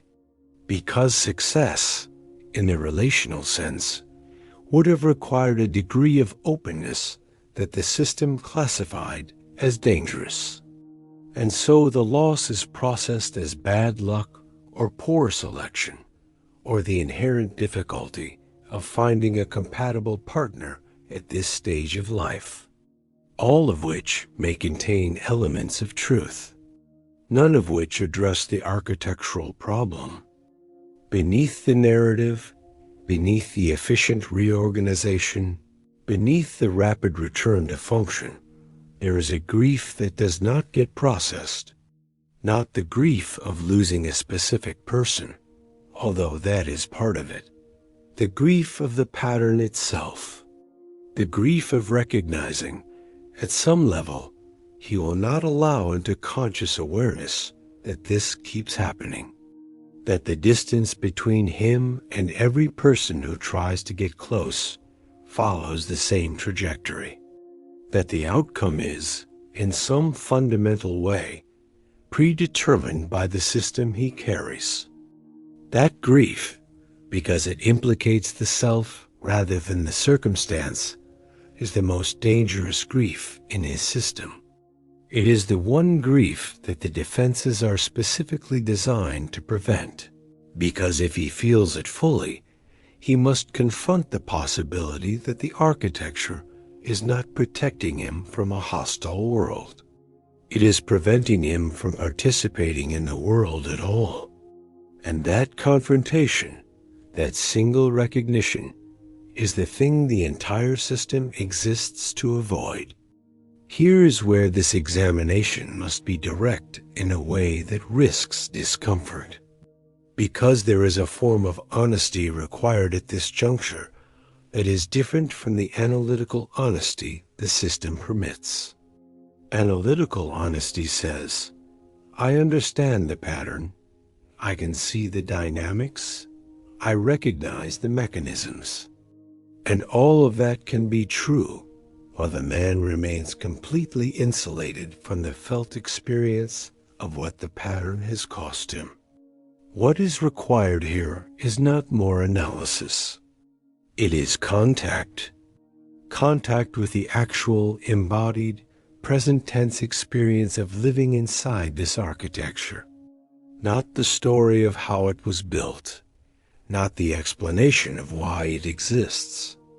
The felt reality of what it is like, right now, today, to be a man who has everything and can feel almost nothing. The Tuesday evening when the project is done and the apartment is quiet and there is nothing to do and no one to call, and the silence is not peaceful but vast, not restful but hollow. The space between activities where the absence of stimulation becomes the presence of something he cannot name, but can feel in his chest like a low vibration with no source. The moment in a conversation with someone he cares about when the impulse to say something real arises and is immediately intercepted. When the honest sentence forms and is replaced, in the instant before it reaches his mouth, with something safer, something lighter, something that maintains the perimeter. And the honest sentence dissolves, unspoken, and the moment passes. And neither person acknowledges what almost happened, and the distance between them increases by an increment so small it is almost imperceptible. Almost. The physical sensation, and it is physical, this is not metaphor, of carrying something heavy that has no location. Not in the chest, not in the stomach, not in the throat. Somewhere behind all of those. A weight that does not correspond to any identifiable emotion, because the system will not allow the emotion to specify itself. It remains general. It remains diffuse. It remains technically manageable. And the management of it, the constant low-level effort of keeping it diffuse rather than letting it coalesce into something specific and therefore dangerous, is so habitual that he has stopped noticing the effort. It is like the hum of an appliance that has been running so long it has become indistinguishable from silence. This is what it costs, not in the abstract, not in the theoretical, in the daily, lived, physical experience of being inside this system. He is not empty. He is full, full of unprocessed material, unspoken words, unfelt grief, unclaimed desire, unacknowledged need. The emptiness he perceives is not an absence of content. It is an absence of access to the content. The system has locked the door to the room where everything he has ever suppressed is stored, and the locked door creates the illusion of an empty room. But the room is not empty. It is overfull. It is pressurized. And the pressure is what he feels as flatness, because flatness is what pressure feels like when it is distributed evenly and contained completely. He is not numb. He is compressed. And compression, sustained low enough, becomes indistinguishable from numbness, the way that a man carrying a pack for 20 years stops feeling its weight, not because the weight is gone, because his body has reorganized itself around it so completely that the weight has become part of his posture. Set the pack down and watch what happens. He will not set it down voluntarily. That is not how this works. The system will not allow a voluntary relinquishment because voluntary relinquishment feels, from inside the system, identical to collapse, to structural failure, to the dissolution of the very thing that holds them together. What he can do, and what this examination is designed to make possible, is something more precise than setting the pack down. He can notice the pack. He can feel its weight. He can recognize, for the first time in years or decades, that the weight he is carrying is not native to his body, that it is an addition, not an inherent feature, that the flatness, the distance, the muted quality of his daily experience is not who he is. It is what the weight produces. That recognition alone changes nothing structurally, but it changes the relationship to the structure. It introduces a millimeter of space between the man and the system, a space that says, I am not my defenses. I am the one who built them. And what was built can be modified, not dismantled, modified, not abandoned, renegotiated, not fixed because nothing is broken, expanded because something is missing. The distinction between control and authority matters here, and it must be drawn carefully because the words are often used interchangeably, and they should not be. Control is the management of variables to prevent an unwanted outcome. It is defensive. It operates from the premise that the environment is threatening and must be regulated. It requires constant vigilance because the moment control lapses, the threat returns. Control is exhausting by nature because it never finishes.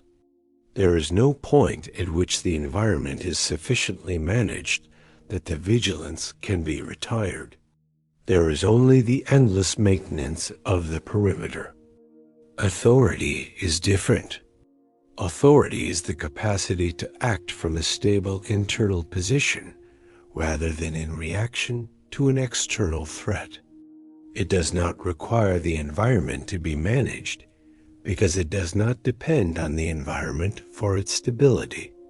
A man operating from authority can encounter uncertainty without being destabilized by it, can tolerate emotional risk without being overwhelmed by it, can allow another person close without needing to control what that person does once they are there. Control says, I must manage the variables to stay safe. Authority says, I am stable enough that the variables do not determine my state. The man who has lived by control his entire life does not lack authority. He has authority in many domains: professional authority, financial authority, physical authority. In any context that can be addressed through competence, his authority is genuine and earned. Where he lacks authority is in the one domain his system has never allowed him to practice, the emotional interior. In that domain, he is still operating from control, still managing, still regulating, still preventing. Because in that domain, he does not trust his own stability. He does not believe that he can encounter a strong emotion without being overrun by it. He does not believe that he can lower his defenses without being destroyed by what comes through. And this belief, like so many of the beliefs that organize his life, was formed in an earlier context and has never been tested against current reality. He was a child when he learned that emotions were dangerous. He was a young man when the learning was reinforced. He is a mature, competent, resourceful adult now, and he is still operating on the emotional security assessment of a 10-year-old. His capacity has expanded enormously. His assessment of that capacity has not changed. This is the gap between who he actually is, a man with decades of experience, enormous resources, proven resilience, and who his system believes he is, a boy who will be overwhelmed if the walls come down. The system is protecting him from a danger that no longer exists, using a method that is costing him the thing he needs most. That is not a failure of the man. It is a failure of the update. The software was never patched. The assessment was never revised. The boy's survival strategy is running the man's life, and the man does not know it because the strategy and his identity have become the same thing. Separating them, seeing the strategy as something he does rather than something he is is the first act of authority in the emotional domain. And it is, in many ways, the hardest thing this examination asks of him, because it means looking at the competence, the control, the independence, the emotional discipline that he has built his identity around, and saying, "These are my tools. They are not me. I am the one who picks them up, and I am the one who can set them down." There is a version of masculinity that is sold to men as the finished product. The version that says, "Be strong, be stoic, be self-sufficient, need nothing, show nothing, depend on no one." This version is not entirely wrong. It contains elements that are genuinely useful. Strength is real. Composure under pressure is valuable. The ability to function independently is a legitimate asset. But this version is incomplete. And incomplete, when applied to an entire life over several decades, becomes deforming. Not because the elements are bad, but because they are presented as the totality. As if strength and stoicism and self-sufficiency were the whole of what a man could be, rather than one wing of a structure that requires two to stand. The man who builds only one wing gets a functional half-structure. It does many things well. It provides shelter. It withstands storms, but it lists, it leans. And the man inside it spends his life compensating for the tilt without understanding its source.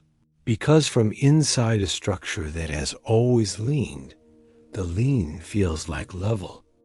Mature masculinity is not the rejection of strength. It is the completion of it. It is the recognition that strength, fully expressed, includes capacities that the incomplete version excluded, not because those capacities are feminine, which is the objection the system will raise, but because those capacities are human. And a man who has amputated his humanity in the service of a partial definition of masculinity has not become stronger. He has become smaller.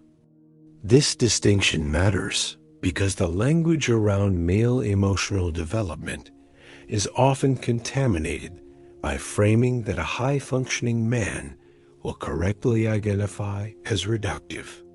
He has been told by therapists and self-help culture and well-meaning people in his life that he needs to get in touch with his feelings, that he needs to open up, that he needs to be vulnerable. And every time he hears these phrases, something in him resists. Not because he is afraid, although fear may be part of it, because the framing itself is inadequate. Get in touch with your feelings implies that his feelings are sitting somewhere, waiting to be contacted, like a friend he has not called in a while. That is not how suppression works. After decades of active management, his feelings are not sitting in a waiting room. They are behind a system of locks that was installed for good reason, and getting in touch is not a matter of reaching out. It is a matter of decommissioning security infrastructure. That is a structural project, not an emotional errand. Open up implies that the closure is a simple door that he is choosing to keep shut out of stubbornness or fear. It ignores the fact that closure is load-bearing. It is integrated into the architecture of his identity. Opening it is not like opening a door. It is like removing a wall in a building that has been designed around it. The engineering matters. The sequence matters. What is supported by what matters. You do not remove a load-bearing wall without understanding what it is holding up, And you do not ask a man to dismantle his primary defense without first establishing what will hold the structure together in its absence. Be vulnerable is perhaps the most problematic phrase, because it frames vulnerability as a behavior to be adopted rather than a capacity to be developed. It suggests that a man can decide to be vulnerable the way he decides to go to the gym. Just do it. Just show up. Just let people in. But vulnerability is not an action. It is a tolerance. It is the ability to remain present and functional while experiencing exposure. And tolerance is built through titrated practice, not through the sudden removal of defenses. A man who has never practiced vulnerability has not become vulnerable by deciding to. He becomes overwhelmed, and the overwhelm confirms the system's original assessment. Vulnerability is dangerous. Close it down. This is why so many men who attempt to do the work of emotional opening find themselves back behind the walls within weeks, not because they lacked courage, because they lacked scaffolding. They tried to remove the load-bearing wall without installing temporary supports, and the structure shifted in ways that felt like collapse, and they reinstalled the wall faster and stronger than before. The approach that works, and this is not a prescription but a structural observation, is not the dramatic opening. It is the gradual expansion of tolerance, the slow, deliberate practice of allowing small amounts of emotional exposure in controlled conditions, not ripping the bandage off, loosening it by millimeters over time, in contexts where the man retains enough stability to avoid the overwhelm that triggers the lockdown response. This looks, in practice, nothing like what popular culture imagines emotional growth to look like. It does not involve cathartic breakthroughs or tearful confessions.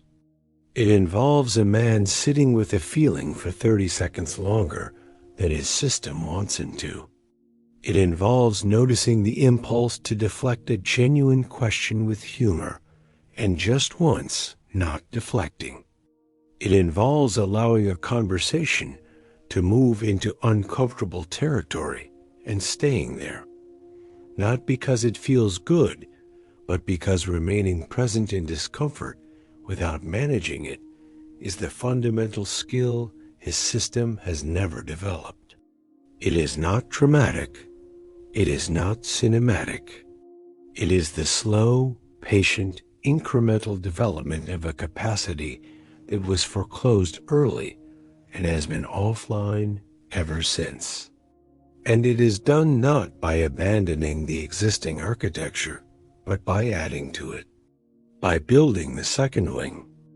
Emotional authority is the term that most accurately describes what is being built. Not emotional expressiveness, which suggests a performative display that would violate the man's legitimate preference for composure. Not emotional intelligence, which has been so overused that it has lost its precision.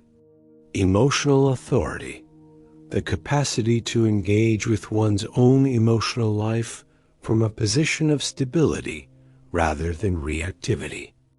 A man with emotional authority can name what he is feeling without shame, not because he has been told it is acceptable to have feelings, which is a permission that his dignity does not require, but because accurate identification of internal states is a competence, and competence is something he values.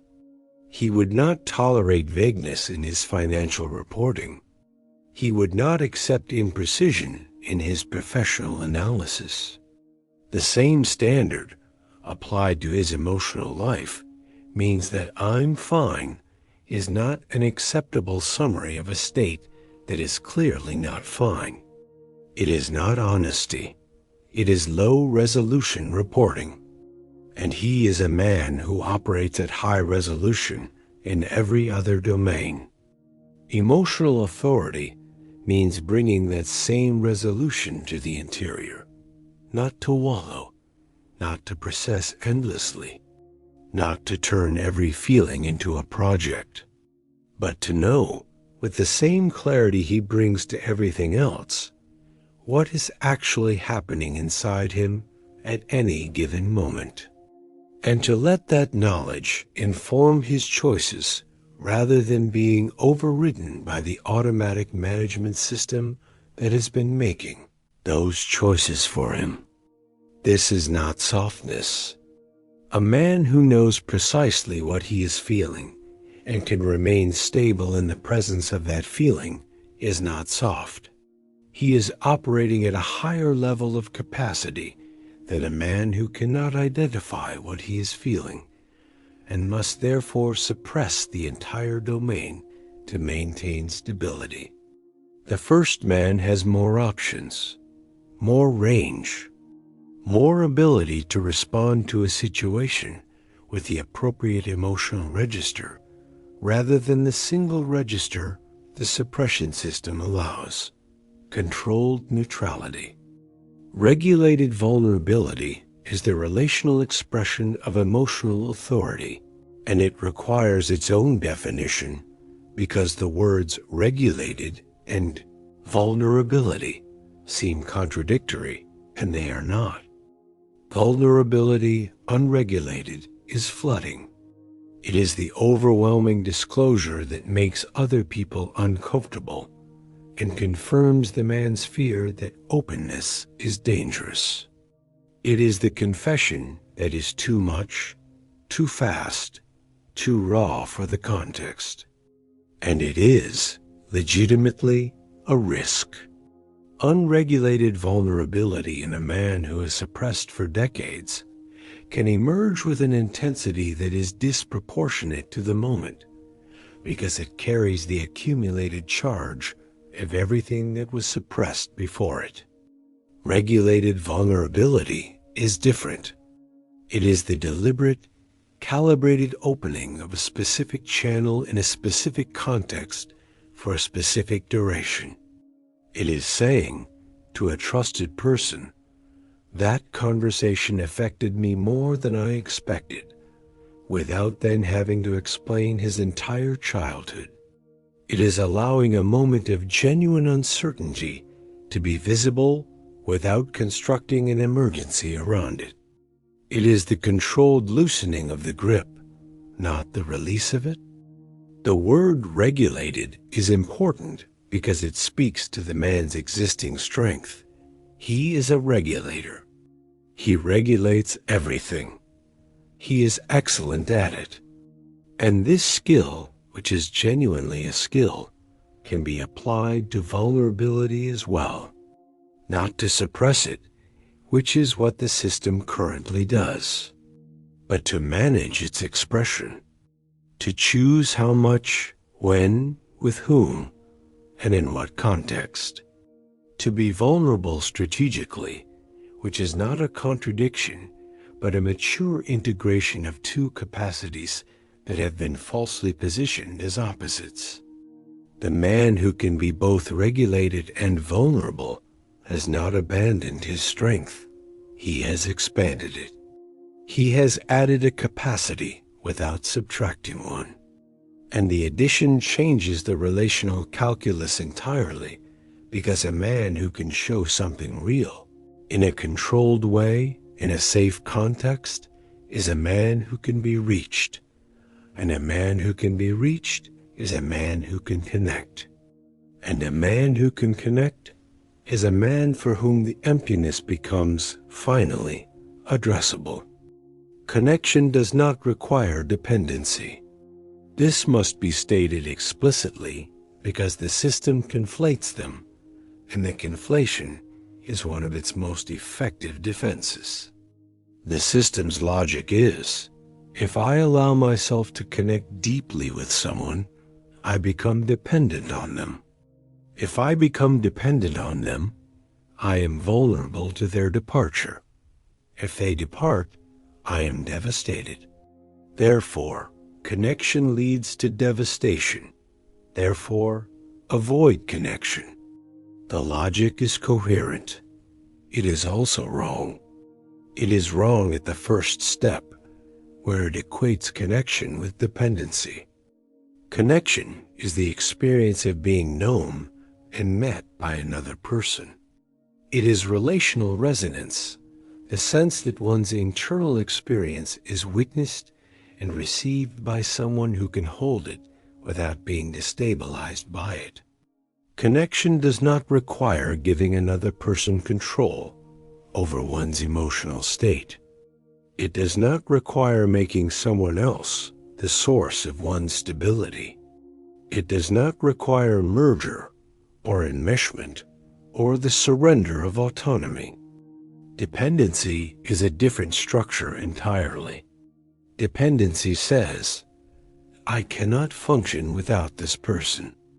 I need them to regulate my emotions, to provide my sense of worth, to keep me stable. Dependency is the outsourcing of internal functions to an external source. And the man who has built his entire life around not outsourcing anything is right to resist it. Dependency would be a regression, not a growth. But connection is not dependency. Connection is the voluntary sharing of internal experience with someone who has demonstrated the capacity to receive it. It is an addition to self-sufficiency, not a replacement for it.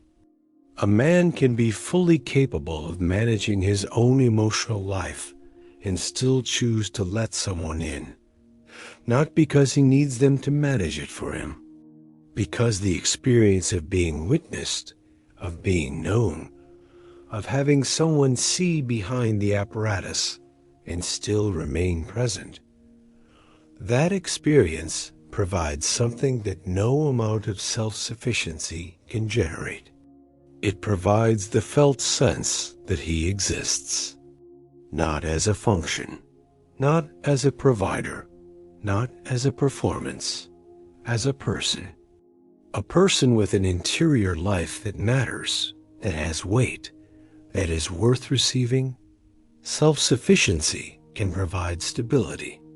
It cannot provide resonance. And resonance, the experience of being met, is the thing that transforms a stable life into a meaningful one. This is what the emptiness is actually about. Not the absence of achievement, or excitement, or novelty.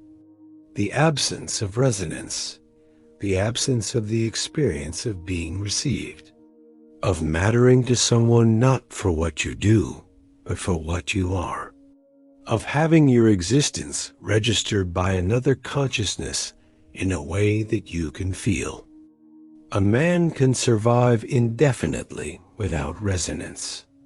He has proven that. He can function, perform, achieve, endure. He can fill his days with activity and his evenings with distraction and his weekends with optimization and never once confront the absence at the center of it. But survival and meaning are different projects, and the skills that serve one do not automatically serve the other. The grief that has been avoided must be addressed here, because grief is the bridge between the old architecture and the new one. Not grief as catharsis, not grief as breakdown, but grief as acknowledgement. The simple, unperformative recognition of what was lost and what it cost. He lost years, not to failure, to the system. Years of potential connection that were foreclosed by the defenses. Relationships that might have developed if the walls had been lower. Friendships that might have deepened if the perimeter had been more permeable. Moments of genuine intimacy that were intercepted and converted into something safer and smaller.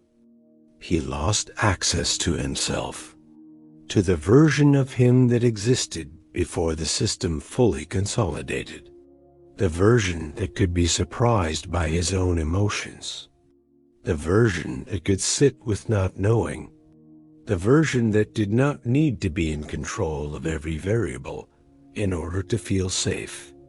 He lost time with his own interior life, the hours and years spent managing rather than experiencing, the effort poured into suppression that could have been directed toward depth, the energy consumed by the constant maintenance of the perimeter that could have been spent on something generative. None of this requires blame, not of himself, not of his parents, not of the culture that reinforced the architecture. Blame is another form of performance, another task the system can convert into activity to avoid the feeling underneath. What it requires is acknowledgement, the willingness to say, without dramatization and without minimization, this happened. This is what it cost. And the cost was real. That acknowledgement, if it is allowed to land rather than being immediately intellectualized or converted into a plan of action, produces something the man has not felt in a long time. It produces sadness, clean, specific, proportionate sadness, not depression, not despair, the appropriate emotional response to recognizing that something valuable was sacrificed in the service of something necessary. Both things can be true. The system was necessary, and it cost him something irreplaceable.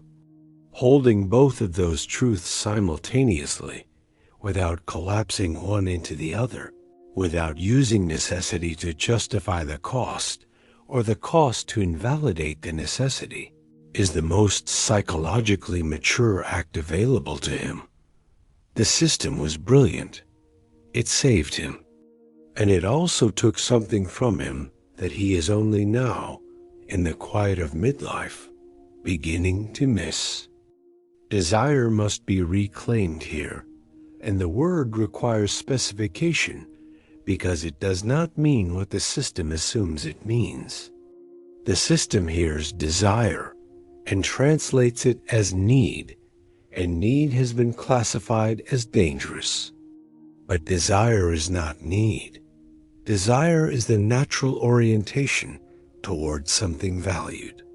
It is the movement of the self toward what it finds meaningful, nourishing, resonant. It is the signal that says, "This matters to me." The suppression system does not distinguish between desires and needs. It treats all wanting as vulnerability, because all wanting implies that something external has the power to affect the internal state. And so desire, along with need, gets suppressed. Not in the obvious way. He still desires things. He desires achievement, optimization, competence, control. The desires that align with the system's architecture are permitted. The desires that threaten it, the desire for closeness, for tenderness, for the experience of being held in someone's awareness, are reclassified. They become preferences he has outgrown. Luxuries he does not require. Weaknesses he has transcended. He has not transcended them. He has exiled them. And exiled desires do not die. They persist in the margins, showing up as the flatness, the vague longing he cannot locate, the sense that something is missing that he cannot name because the system will not let him name it.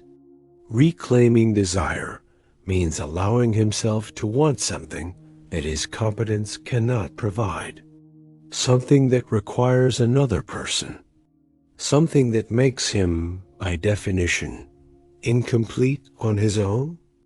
The system will frame this as regression, as weakness, as a betrayal of everything he has built. It is not. It is the most accurate assessment of his actual condition that he has ever permitted himself. He is incomplete, not because he is defective, because he is human. And human beings are, by design, incomplete in isolation. The completion is relational. It always was. And the refusal to accept that incompleteness is not strength. It is the final defense of a system that would rather be empty than exposed. Connection becomes possible when protection softens. That is not a slogan. It is a structural observation. The perimeter that keeps threat out also keeps nourishment out. The wall that prevents injury also prevents contact. And the man who lowers the wall by 1 degree, not by demolishing it, not by abandoning it, but by reducing its height enough to allow something through, discovers that what comes through is not the danger the system predicted. What comes through is the thing that was missing. Not a person specifically, not a relationship as solution, but the capacity for a person to matter, the ability to be affected, the willingness to let someone's presence change the quality of an afternoon. That is the door. Not a door to a specific outcome, not a door to happiness or healing or a relationship that fixes everything. A door to range, to the full bandwidth of experience that has been restricted since the system consolidated. A door back to the version of himself that was alive before the walls went up. He does not have to walk through it today. He does not have to walk through it ever. That choice belongs to him, and the fact that it is a choice, that he has agency in this, that no one can compel him to open what he has spent his life closing, that matters. But knowing the door is there changes the relationship to the wall. It transforms the wall from an inevitability into a decision. And a man who recognizes that his isolation is a decision he is making rather than a condition he is experiencing has already shifted the structure. Not by much, by a millimeter. But a millimeter in architecture this dense changes everything that follows. Freedom is the thing he built his life to achieve. The freedom to choose his schedule, his environment, his company, his commitments. The freedom to walk away from anything that does not serve him. The freedom to answer to no one, depend on no one, owe nothing to anyone he has not chosen to owe. And he has it. That freedom is real. It is not an illusion. It is not a story he tells himself. He can, in fact, do what he wants, when he wants, with whom he wants. The constraints that define most people's lives, financial dependency, obligatory relationships, environments they cannot leave, he has systematically eliminated. This is a genuine accomplishment. It should not be minimized. The discipline, the intelligence, the sustained effort required to build a life of authentic autonomy is substantial. Most people do not achieve it. He did. And the achievement is real regardless of what follows. What follows is the question that the achievement cannot answer. Freedom to do what? The question is not rhetorical. It is structural. Because freedom, as a project, has a specific psychological characteristic. It is defined by what it removes. Financial freedom means the removal of financial constraint. Social freedom means the removal of obligatory relationships. Emotional freedom, as he has practiced it, means the removal of emotional dependency. Each layer of freedom is a subtraction. Each constraint removed is a space created. And the man who is excellent at subtraction, who has spent decades removing the things that limited him, eventually arrives at a space that is very large and very empty. Freedom without content is just space. And space, without something meaningful to fill it, does not feel like liberation. It feels like vacancy. This is not a critique of freedom. It is an observation about its limits. Freedom is a necessary condition for a meaningful life. It is not a sufficient one. A man needs freedom to choose what matters to him. But freedom alone does not tell him what matters. It only clears the ground. And if nothing is planted in the cleared ground, the clearing itself becomes the landscape. Vast, open, and barren. He has cleared the ground magnificently. What he has not done is plant anything in it that requires tending by someone other than himself. And this is the connection between freedom and emptiness that the system does not want to see. The emptiness is not a byproduct of freedom. It is a feature of freedom that has been optimized for removal without a corresponding optimization for addition. He subtracted the constraints. He did not add the commitments, not the obligatory commitments he rightly rejected, but the chosen commitments that give freedom its texture. The commitments that are not imposed from outside, but elected from inside. The relationships, the investments of self, the decisions to care about something that cannot be controlled. Those commitments carry risk. They carry the risk of loss, a disappointment of the very vulnerability the system was designed to prevent. And so they were never made. Not because he considered and rejected them, because the system preempted the consideration. It classified the risk before the opportunity could be evaluated. And the man, trusting the system as he has always trusted it, accepted the classification without appeal. The result is a free man with nothing to be free for.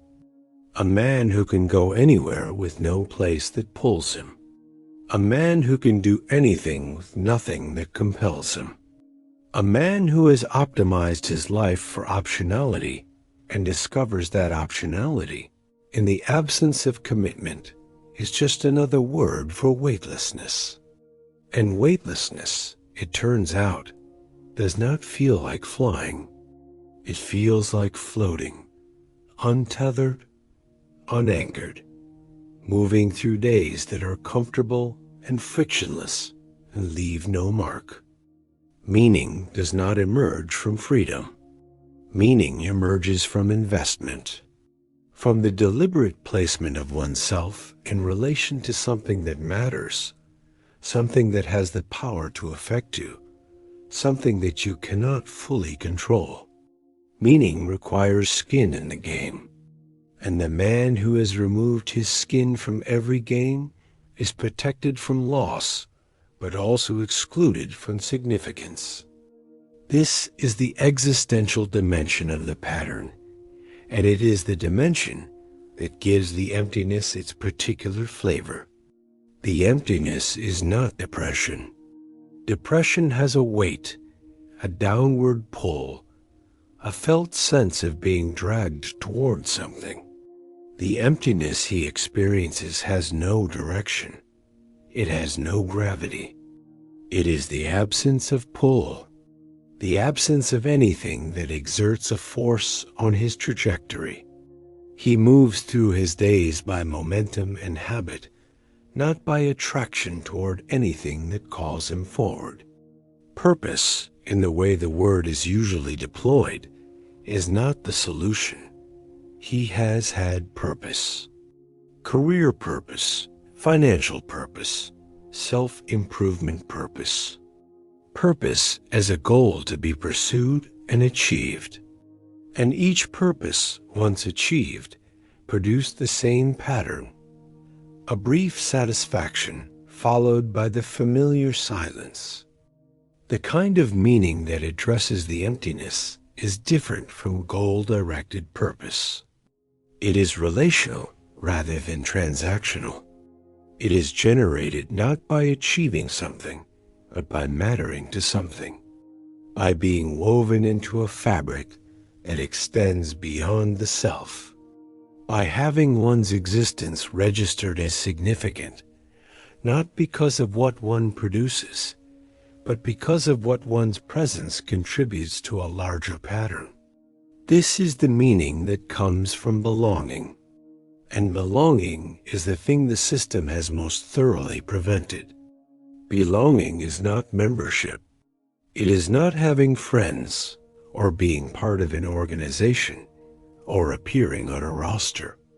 Belonging is the felt experience of being integral, of being part of something that would be different without you, not because of what you do, but because of who you are. It is the experience of being necessary in a way that is not instrumental. The high-functioning man has been necessary instrumentally his entire life. He is necessary to his company, his clients, his projects. He is necessary as a function. Remove the function, and the necessity evaporates. This is the tell. If you are necessary only for what you provide, then you are replaceable by anyone who can provide the same thing. And the quiet knowledge of that replaceability, running beneath the surface of a life built on provision, is one of the sources of the emptiness. He wants to matter in a way that is not contingent on output, and he does not know how to build that, because every relationship he has, every connection he maintains, every bond he participates in has been structured around what he brings to the table rather than who he is at the table. This is not other people's fault. It is the system's design. The system presents the functional version of the man to the world because the functional version is the safe version. It is the version that earns approval, that justifies its place, that cannot be rejected for being insufficient, because it is always producing evidence of its sufficiency. The cost is that no one connects with the man himself. They connect with the output. And the man, inside the machinery of his own performance, wonders why the connections feel thin. They feel thin because they are, not because the other people are shallow, because the man is presenting a surface rather than a self. And surfaces, no matter how polished, do not generate belonging. Only selves do. The reclamation that is available here, at this stage of his life, is not dramatic. It does not involve a reinvention. It does not require burning anything down or starting over or making a radical departure from the life he has built. The life is fine. The structure is sound. What is missing is not structural. It is atmospheric. The atmosphere of a life is determined not by its architecture, but by what moves through it. A house with open windows has the same structure as a house with sealed ones. The walls are identical. The rooms are the same. But the experience of being inside is completely different, because one allows circulation and the other does not. His life is a sealed house. The structure is excellent. The insulation is world class. And nothing moves through it. No air, no weather, no surprise, no disruption. no warmth that was not generated internally, no light that was not controlled. Opening the windows does not weaken the structure. It changes the atmosphere, and the atmosphere is what he is missing. Not more rooms, not better furniture, air.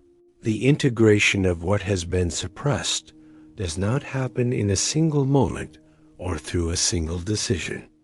It happens through the sustained willingness to let things in. Small things at first. A conversation that goes deeper than planned and is allowed to remain there rather than being redirected. A feeling that surfaces unexpectedly and is observed rather than managed. A desire that arises and is acknowledged rather than reclassified. Each of these is a micro-opening, a tiny adjustment in the perimeter, and each one, individually, changes almost nothing. But cumulatively, over time, they alter the atmospheric conditions of his internal life. They allow circulation. They permit the movement of emotional content that has been static for years. And the movement, once it begins, generates its own momentum. Not toward collapse, toward range. The man who permits himself to feel grief discovers that grief does not destroy him. It passes through him. It is heavy, and it is real, and it does not last forever. The system predicted annihilation. What actually occurs is a transit. The feeling arrives, occupies space, communicates its content, and moves on.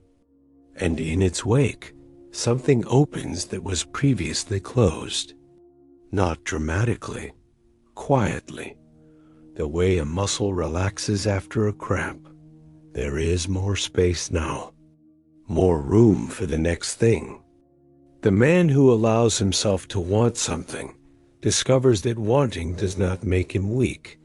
It makes him specific. It gives his days a direction that optionality alone cannot provide. The wanting does not have to be acted on immediately or even at all. The simple acknowledgement of it, I want closeness, I want to be known, I want my presence to matter to someone, is itself a structural shift. It is the system admitting that something outside the self has value. And that admission, which the system treats as a breach, is actually the beginning of what gives a life its weight. The man who takes the risk of being seen by another person discovers that being seen has not produced a rejection the system anticipated. It produces, more often than the system can account for, a response that the man has no framework for. Acceptance, not acceptance of his performance. Acceptance of the thing behind it. The uncertain, imperfect, unfinished thing that he has spent his life hiding because he believed it was the part that would drive people away. It is the part that brings people in. That sentence is not sentimental. It is observational. The curated, controlled, competent version of a man is admirable. It is respected. It is often envied. But it is not the version that generates intimacy. Intimacy is generated by the gaps in the performance, by the moments where the apparatus fails and something real comes through, by the stammer that replaces the smooth response, the silence that replaces the ready answer, the visible effort of a man trying to say something honest that his system does not want him to say. Those moments are where connection happens, not in the polished delivery, in the rupture of it, not in the demonstration of strength, in the willingness to be present without it. He has been performing competence for so long that he has forgotten what lies beneath it. Beneath the competence is a man who is tired, who is lonely in a way he will not let himself name, who wants something he has been telling himself he does not need, who has been carrying the weight of his own self-sufficiency for so long that he has forgotten what it feels like to set it down, even briefly, even partially, even for a single afternoon. That man is not weak. That man is complete. More complete than the version on the surface, because he includes what the surface version was designed to exclude: the need, the desire, the grief, the hunger for something that competence cannot build and control cannot secure and independence cannot provide. He does not have to become a different person. He has to become more of the person he already is, the full version, the version that includes what was exiled, the version that does not need to prove anything to anyone, including himself, in order to feel that his existence is justified. This is not the end of the architecture. It is the maturation of it. The system that was built by a boy to survive a world that required him to earn his place does not have to be dismantled. It has to be informed by the man that the boy became. A man who no longer needs to earn his place, because his place is not contingent on output. A man who can look at the system he built and say, "You served me well. You kept me alive. You gave me everything I have, and you are no longer in charge. I am." That transfer of authority from the automatic system to the conscious self, from the survival architecture to the mature identity, from the reactive program to the deliberate man, is not an event. It is a process, a slow, ongoing renegotiation between who he was trained to be and who he is capable of becoming. It does not happen all at once. It happens in moments, in decisions, in the accumulation of small acts of openness that gradually shift the center of gravity from protection to presence. And presence, when it is allowed, when it is practiced, when it is maintained in the face of the system's objections, produces something that the man has not felt in a very long time. Not happiness, exactly. Happiness is a state, and states are temporary. Something more durable than happiness. Something structural. It produces the felt sense of being alive inside his own life, of being a participant rather than an operator, of inhabiting the rooms he built rather than just maintaining them, of feeling the weather rather than just controlling the climate. The emptiness does not disappear all at once. It diminishes as the atmospheric conditions change, as more is allowed in, as the perimeter becomes selectively permeable rather than uniformly sealed. As the man begins to discover that what he was protecting himself from and what he was starving himself of were the same thing: connection, contact, the willingness to be affected by the world he has spent his life managing, he is not empty. He has never been empty. He has been sealed, and the seal was his greatest achievement and his most expensive one. Built with intelligence, maintained with discipline, and paid for with the very aliveness it was designed to protect. The man who recognizes this stands at a threshold that he has been avoiding for longer than he knows. Not the threshold of breakdown or transformation or rebirth, the threshold of permission. Permission to want what he wants. Permission to need what he has always needed.